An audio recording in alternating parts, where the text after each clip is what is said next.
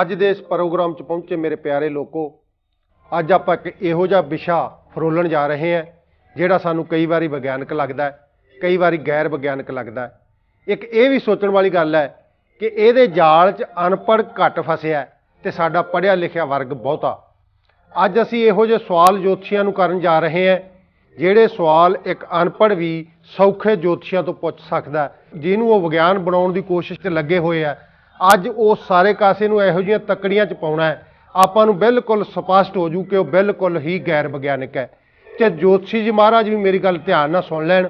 ਪਿਛਲੇ ਦਿਨਾਂ 'ਚ ਇੱਕ PBC ਚੈਨਲ ਤੇ ਬਹਿਸ ਚੱਲੀ ਸੀ, ਉਸ ਬਹਿਸ ਤੇ ਬੈਠਾ ਹੋਇਆ ਇੱਕ ਜੋਤਸ਼ੀ ਭੱਟ ਜਿਹੜਾ ਕਿ ਪਟਿਆਲੇ ਦਾ ਰਹਿਣ ਵਾਲਾ ਹੈ, ਉਹਨੇ ਇਹ ਗੱਲ ਕਹੀ ਸੀ ਕਿ ਤਰਕਸ਼ੀਲ ਸੁਸਾਇਟੀ ਵਾਲੇ ਇਹੋ ਜਿਹੇ ਸਵਾਲ ਪੁੱਛਦੇ ਆ ਜਿਹੜੇ ਸਵਾਲਾਂ ਦਾ ਉੱਤਰ ਦੇਣਾ ਕਿਸੇ ਦੇ ਵੱਸ ਦਾ ਰੋਗ ਹੀ ਨਹੀਂ ਹੁੰਦਾ। ਉਹਨੇ ਇਹ ਵੀ ਕਿਹਾ ਸੀ ਕਿ ਤਰਕਸ਼ੀਲ ਵਾਲੇ ਕਈ ਵਾਰੀ ਇਹ ਪੁੱਛਦੇ ਆ ਪਾਣੀ ਤੇ ਚੱਲ ਕੇ ਵਿਖਾਓ ਜਾਂ ਅੱਗ ਤੇ ਤੁਰ ਕੇ ਵਿਖਾਓ। ਸਾਡਾ ਸਵਾਲ ਜੋਤਸ਼ੀ ਜੀ ਤੁਹਾਡੀ ਭਾਸ਼ਾ 'ਚ ਮੈਂ ਤੁਹਾਨੂੰ ਕਰਨ ਲੱਗਾ, ਜੇ ਹੋ ਸਕੇ ਤਾਂ ਤੁਸੀਂ ਨੋਟ ਵੀ ਕਰ ਲਓ। ਅਸੀਂ 10 ਜਨਮ ਪੱਤਰੀਆਂ ਸਮੇਤ ਅਕਸ਼ਾਂਸ਼ਾਂ ਤੇ ਰਖਾਂਸ਼ਾਂ ਤੁਹਾਨੂੰ ਦੇਵਾਂਗੇ। ਉਹਨਾਂ 10 ਜਨਮ ਪੱਤਰੀਆਂ ਦੇ ਵਿੱਚੋਂ ਵਿਆਹ ਤੇ ਕੁਆਰਿਆਂ ਦੀ ਗਿਣਤੀ, ਉਹਦੇ 'ਚ ਮਰਿਆਂ ਤੇ ਜਿਉਂਦਿਆਂ ਦੀ ਗਿਣਤੀ, ਉਹਦੇ ਅਨੁਸਾਰ ਤੁਸੀਂ ਗੂੰਗੇ ਬੋਲੇ ਜਾਂ ਹੋਰ ਕਿਸੇ ਸਰੀਰਕ ਨੁਕਸ ਵਾਲੇ ਨੂੰ ਲੱਭਣਾ ਹੋਊਗਾ ਉਹਨਾਂ ਜਨਮ ਪੱਤਰੀਆਂ 'ਚੋਂ, ਕਿਉਂਕਿ ਤੁਸੀਂ ਇਹ ਗੱਲ ਕਹਿੰਦੇ ਆ ਕਿ ਜਨਮ ਪੱਤਰੀ ਸਰੀਰ ਸਾਰੀ ਜ਼ਿੰਦਗੀ ਦਾ ਲੇਖਾ ਜੋਖਾ ਹੁੰਦੀ ਹੈ, ਜੰਮਣ ਤੋਂ ਲੈ ਕੇ ਮਰਨ ਤੱਕ ਦਾ ਉਹਦੇ 'ਚ ਸਾਰਾ ਕੁਝ ਦਰਜ ਹੁੰਦਾ। ਇਹ ਸਵਾਲ ਤੁਹਾਡਾ ਅਸੀਂ ਤੁਹਾਨੂੰ ਕਰ ਰਹੇ ਹਾਂ, ਕਿਰਪਾ ਕਰਕੇ ਇਹਨੂੰ ਨੋਟ ਕਰ ਲਓ ਤੇ ਸਾਡੇ ਤਰਕਸ਼ੀਲ ਸੁਸਾਇਟੀ ਦਾ 5 ਲੱਖ ਦਾ ਇਨਾਮ ਜਿੱਤਣ ਦਾ ਦਾਅਵਾ ਵੀ ਕਰੋ। ਨਾਲ ਹੀ ਸਾਡੀ ਇਲੈਕਟ੍ਰੋਨਿਕ ਮੀਡੀਆ ਨੂੰ ਵੀ ਇਹ ਬੇਨਤੀ ਹੈ ਕਿ ਕਿਰਪਾ ਕਰਕੇ ਇਹਨਾਂ ਦਾ ਕੱਲਿਆਂ ਦਾ ਪ੍ਰਚਾਰ ਲੋਕਾਂ 'ਚ ਨਾ ਕਰੀਏ, ਸਾਡੀ ਗੱਲ ਵੀ ਲੋਕਾਂ 'ਚ ਜਾਣ ਦਈਏ, ਸਾਨੂੰ ਬਰਾਬਰ ਦੀ ਕੁਰਸੀ ਤੇ ਬਿਠਾਓ। ਅਸੀਂ ਇਹਨਾਂ ਨੂੰ ਆਪਣੀ ਉਸ ਦਲੀਲਬਾਜ਼ੀ ਦੇ ਨਾਲ, ਉਸ ਸਵਾਲਾਂ ਦੇ ਨਾਲ ਇਸ ਜੋਤਿਸ਼ ਨੂੰ ਅਸੀਂ ਤਕੜੀ 'ਚ ਪਾਵਾਂਗੇ, ਦੇਖਾਂਗੇ ਆਪਾਂ ਕਿੰਨਾ ਕਿ ਵਿਗਿਆਨਕ ਲੱਗਦਾ।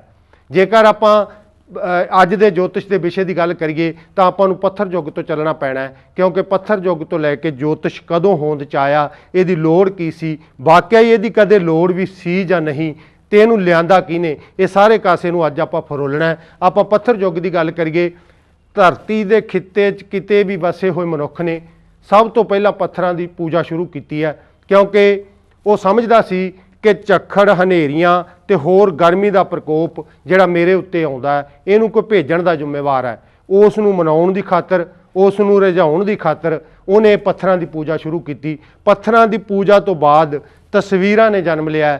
ਬਹੁਤ ਲੰਬਾ ਸਮਾਂ ਤਸਵੀਰਾਂ ਨਾਲ ਆਪਦਾ ਆਦਾਨ ਪ੍ਰਦਾਨ ਪੁਰਾਤਨ ਮਨੁੱਖ ਸਾਡਾ ਕਰਦਾ ਰਿਹਾ।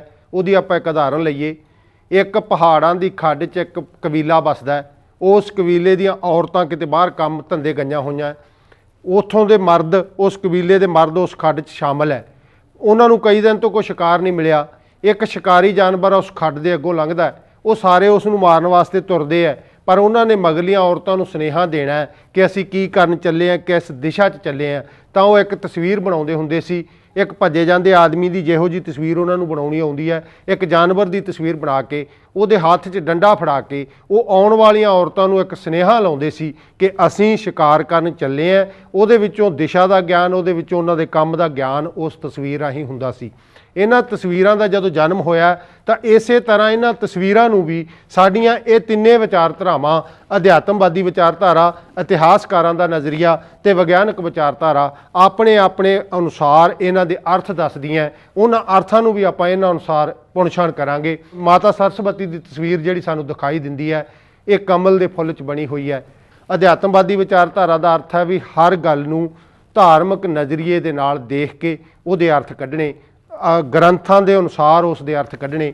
ਇਤਿਹਾਸਕਾਰਾਂ ਦਾ ਨਜ਼ਰੀਆ ਉਹ ਹੁੰਦਾ ਹੈ ਜਿਹੜਾ ਸਾਰੇ ਪਿਛਲੇ ਇਤਿਹਾਸ ਨੂੰ ਫਰੋਲਦਿਆਂ ਹੋਇਆਂ ਇਹ ਗ੍ਰੰਥ ਕਦੋਂ ਲਿਖਿਆ ਗਿਆ, ਕਿਹਨੇ ਲਿਖਿਆ, ਇਹ ਕਿਹੜੇ ਸਮੇਂ 'ਚ ਲਿਖਿਆ ਗਿਆ, ਤਸਵੀਰਾਂ ਬਣਾਉਣ ਵੇਲੇ ਉਹਦੇ ਦਿਮਾਗ 'ਚ ਕੀ ਸੀ, ਇਹ ਸਾਰਾ ਕੁਝ ਇਤਿਹਾਸਕਾਰ ਸਾਨੂੰ ਸਮੇਂ-ਸਮੇਂ 'ਤੇ ਦੱਸਦੇ ਹੈ। ਵਿਗਿਆਨਕ ਵਿਚਾਰਧਾਰਾ ਉਹ ਹੈ ਜਿਹੜੀ ਅੱਜ ਦਾ ਤੀਜੀ ਦਾ ਬੱਚਾ ਵੀ ਜਾਣਦਾ ਹੈ, ਪਰ ਅਸੀਂ ਵਿਗਿਆਨਕ ਵਿਚਾਰਧਾਰਾ ਨਾਲੋਂ ਟੁੱਟ ਗਏ ਹਾਂ। ਉਹਦਾ ਇੱਕ ਮੇਨ ਕਾਰਨ ਵੀ ਹੈ, ਆਪਾਂ ਉਸ ਕਾਰਨ ਨੂੰ ਵੀ ਦੇਖੀਏ।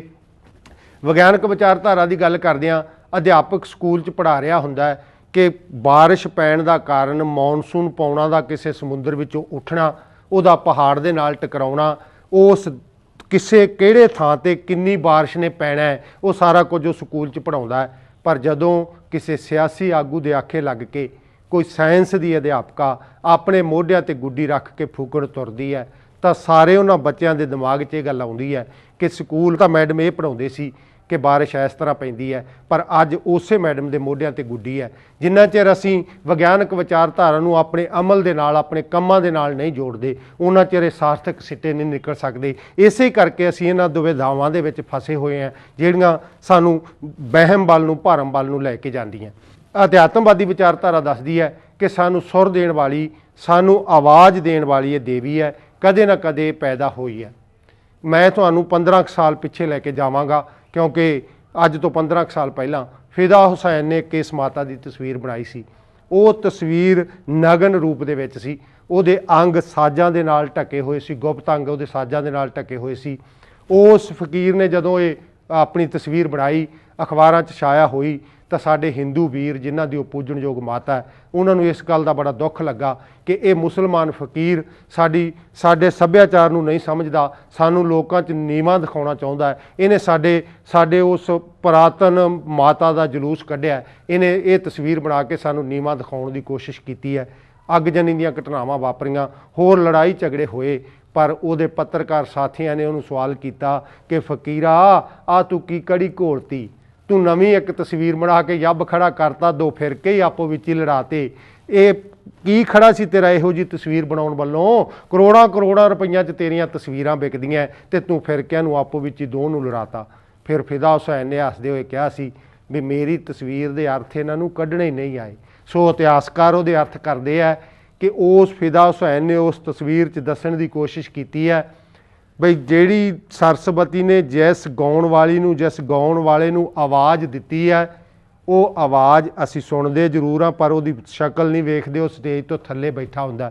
स्टेज ते आके ऐश भरिया राए अर्ध नगन हो के साजां दे विच उस आवाज़ नूं लपेट के पेश करदी है। वो आंदा मैं तां ये पेश करन दी कोशिश कीती सी कि सरस्वती दी दित्ती आवाज़ नूं कोई नहीं जाणदा, उस दित्ती होई आवाज़ नूं अज साजां ते नगन दे विच लपेट के इन्हां ने परोसना शुरू कीता है। इस करके मैं ये दस्सण दी कोशिश कीती है। फिर हिंदू वीरां ने सिर खुरकिया कि वाकई यार गल साडे पक्ष दी बनदी सी।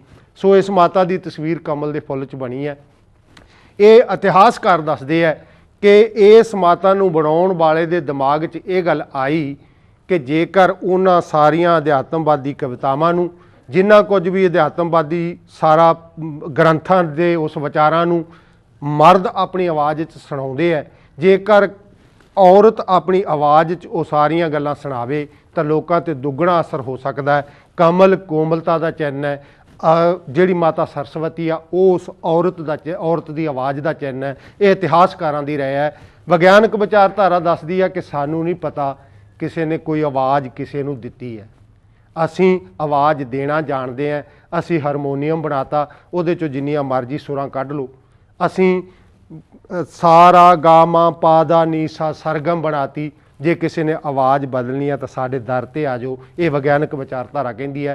इस तरह आप एक दो होर तस्वीरां इस तकड़ियां दे विच तोल के देखिए कि उहदे बारे भी इन्हां विचारधारावां दी वख-वख की रहा है। आपां गुरु नानक देव दी जिहड़ी साडे घर 'च लगी हुई सप दी छां वाली तस्वीर है, उहदे बारे अध्यात्मवादी विचारधारा दसदी है कि जदों गुरु नानक देव बालक सी, इन्हां नूं एक अगंमी शक्ति ने इत्थे जुलम वधण करके सुधार करन वास्ते भेजिया। जदों बालक सी मੱਝਾਂ चारन गए तो एक दरख्त के छावे वो पै गई। उन्होंने पैण तो बाद उन्होंने दरख्त का परछावां उसके मूँह तो पासे चलिया गया।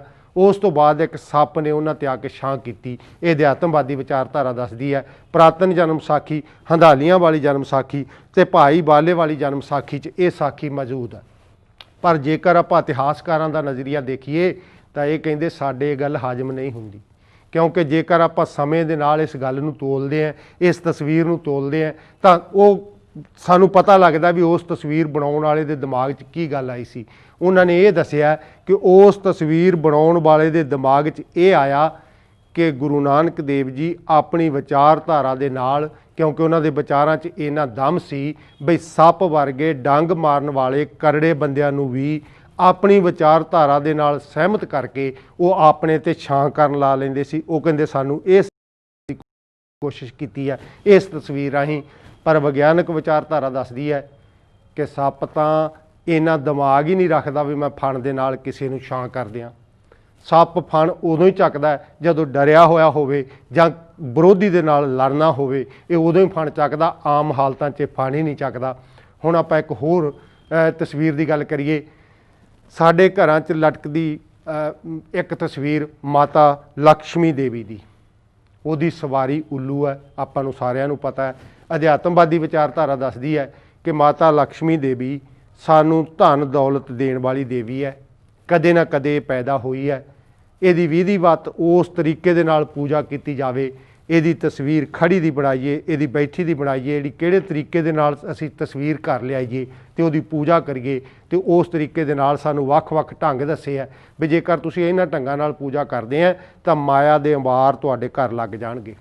ਪਰ ਇਤਿਹਾਸਕਾਰਾਂ ਦਾ ਨਜ਼ਰੀਆ ਇਹਦੇ ਬਾਰੇ ਵੀ ਵੱਖਰਾ ਹੈ। ਇਹ ਕਹਿੰਦੇ ਨਹੀਂ, ਤੁਹਾਨੂੰ ਤਸਵੀਰਾਂ ਪੜ੍ਹਨੀਆਂ ਨਹੀਂ ਆਉਂਦੀਆਂ ਕਿਉਂਕਿ ਤੁਸੀਂ ਸ਼ਬਦਾਂ ਰਾਹੀਂ ਗਿਆਨ ਲੈਣ ਲੱਗੇ ਆ, ਤੁਹਾਨੂੰ ਤਸਵੀਰਾਂ ਦੀ ਭਾਸ਼ਾ ਹੀ ਭੁੱਲ ਗਈ। ਤਸਵੀਰ ਇੱਕ ਬਣੀ ਬਣਾਈ ਕਿਤਾਬ ਹੁੰਦੀ ਹੈ, ਉਹ ਬਹੁਤ ਕੁਝ ਸਾਨੂੰ ਸਮਝਾਉਂਦੀ ਹੈ। ਇਹਨਾਂ ਨੇ ਇਹ ਗੱਲ ਦੱਸੀ ਹੈ, ਇਹ ਕਹਿੰਦੇ ਵੀ ਮਾਤਾ ਲਕਸ਼ਮੀ ਦੇਵੀ ਦੀ ਸਵਾਰੀ ਉੱਲੂ ਹੈ। ਜਦੋਂ ਸਾਡੇ ਉਹਨਾਂ ਪੁਰਖਿਆਂ ਨੂੰ ਪਤਾ ਲੱਗਾ ਕਿ ਲਕਸ਼ਮੀ ਮਾਇਆ ਜਿਹੜੀ ਹੈ ਚੰਗੀ ਵੀ ਬਹੁਤ ਹੈ ਤੇ ਮਾਇਆ ਮਾੜੀ ਵੀ ਬਹੁਤ ਹੈ, ਉਹਨਾਂ ਨੇ ਇਸ ਦੀ ਸਵਾਰੀ ਉੱਲੂ ਇਸ ਕਰਕੇ ਬਣਾਈ ਕਿ ਮਾਇਆ ਜਦੋਂ ਕਿਸੇ ਕੋਲੇ ਮੂਲੋਂ ਬਹੁਤੀ ਆਉਂਦੀ ਆ ਤਾਂ ਉਹ ਉੱਲੂ ਦਾ ਪੱਠਾ ਬਣ ਜਾਂਦਾ ਹੈ। ਉਹ ਉਸ ਮਾਇਆ ਨੂੰ ਵਧਾਉਣ ਵਾਸਤੇ ਦਿਨ ਰਾਤ ਉੱਲੂਆਂ ਵਰਗੀਆਂ ਹੀ ਕਾਰਵਾਈਆਂ ਕਰਦਾ, ਮਾਰ ਕੁੱਟ ਕਰਦਾ, ਹੋਰ ਸਾਰਾ ਕੁਝ ਕਰਦਾ। ਜਿਵੇਂ ਆਪਾਂ ਨੂੰ ਪਤਾ ਵੀ ਉੱਲੂ ਸ਼ਿਕਾਰ ਹੀ ਕਰਦਾ ਨਾ, ਤੇ ਸਾਰਿਆਂ ਨੂੰ ਉਹਨਾਂ ਦੇ ਸਾਨੂੰ ਇਹ ਸਮਝਾਉਣ ਦੀ ਕੋਸ਼ਿਸ਼ ਕੀਤੀ ਹੈ। ਤੇ ਵਿਗਿਆਨਕ ਵਿਚਾਰਧਾਰਾ ਕਹਿੰਦੀ ਅਸੀਂ ਤਾਂ ਕਾਰਖਾਨੇ ਚਲਾਉਣ ਵਾਸਤੇ ਤੁਹਾਨੂੰ ਬਿਜਲੀ ਪੈਦਾ ਕਰਤੀ, ਅਸੀਂ ਕਾਰਖਾਨੇ ਚਲਾਉਣ ਵਾਸਤੇ ਤੁਹਾਨੂੰ ਮਸ਼ੀਨਰੀ ਬਣਾਤੀ, ਅਸੀਂ ਸਾਰਾ ਕੁਝ ਤੁਹਾਡੇ ਵਾਸਤੇ ਪੈਦਾ ਕਰਤਾ। ਉੱਥੇ ਤੁਸੀਂ ਜਾ ਕੇ ਨੌਕਰੀ ਲਓ, ਨੌਕਰੀ ਤੋਂ ਬਾਅਦ ਤੁਸੀਂ ਮਾਇਆ ਪੈਦਾ ਕਰਨ ਦਾ ਢੰਗ ਆਪੇ ਲੱਭ ਲਓਗੇ, ਉਹਦੇ 'ਚ ਤੁਹਾਨੂੰ ਨੌਕਰੀ ਮਿਲੂਗੀ, ਰੁਜ਼ਗਾਰ ਮਿਲੂਗਾ, ਤੁਹਾਡੇ ਘਰੇ ਮਾਇਆ ਆਊਗੀ। ਇਹ ਵਿਗਿਆਨਕ ਵਿਚਾਰਧਾਰਾ ਦੱਸਦੀ ਹੈ। ਹੁਣ ਤਸਵੀਰਾਂ ਤੋਂ ਇਹਨਾਂ ਤੋਂ ਅੱਗੇ ਆਪਾਂ ਕੁਝ ਕੁ ਸਾਖੀਆਂ ਤੇ ਕੁਝ ਕੁ ਰਸਮਾਂ ਜਿਹੜੀਆਂ ਆਪਾਂ ਤੱਕੜੀ 'ਚ ਪਾਉਣ ਲੱਗੇ ਹਾਂ। ਆਪਾਂ ਪਹਿਲਾਂ ਸਾਖੀ ਪਾਉਣ ਲੱਗੇ ਹਾਂ, ਇੱਕ ਜਿਹੜੀ ਕਿ ਸਾਡੇ ਹੰਧਾਲੀਆਂ ਵਾਲੀ ਜਨਮ ਸਾਖੀ, ਭਾਈ ਬਾਲੇ ਵਾਲੀ ਜਨਮ ਸਾਖੀ ਤੇ ਪੁਰਾਤਨ ਜਨਮ ਸਾਖੀ ਦੇ ਵਿੱਚ ਮੌਜੂਦ ਹੈ ਸੱਚੇ ਸੌਦੇ ਦੀ ਸਾਖੀ। ਇਸ ਸਾਖੀ ਨੂੰ ਜੇਕਰ ਆਪਾਂ ਅਧਿਆਤਮਵਾਦੀ ਵਿਚਾਰਧਾਰਾ ਦੇ ਨਾਲ ਦੇਖੀਏ ਤਾਂ ਸਾਨੂੰ ਉਹ ਦੱਸਦੇ ਹੈ ਕਿ ਗੁਰੂ ਨਾਨਕ ਦੇਵ ਜੀ ਦੇ ਪਿਤਾ ਮਹਿਤਾ ਕਾਲੂ ਵਪਾਰੀ ਸੀ।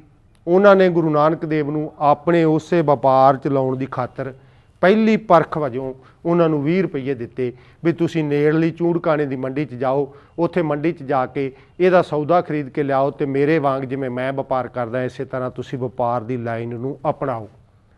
ਉਹ ਚੂੜਕਾਣੇ ਦੀ ਮੰਡੀ 'ਚ ਗਏ, ਬਾਲਾ ਉਹਨਾਂ ਦੇ ਨਾਲ ਗਿਆ, ਉਹਨਾਂ ਨੇ ਉੱਥੋਂ ਰਾਸ਼ਨ ਖਰੀਦਿਆ ਤੇ ਭੁੱਖੇ ਸਾਧੂਆਂ ਨੂੰ ਖਵਾ ਕੇ ਉਹ ਘਰ ਆ ਗਏ।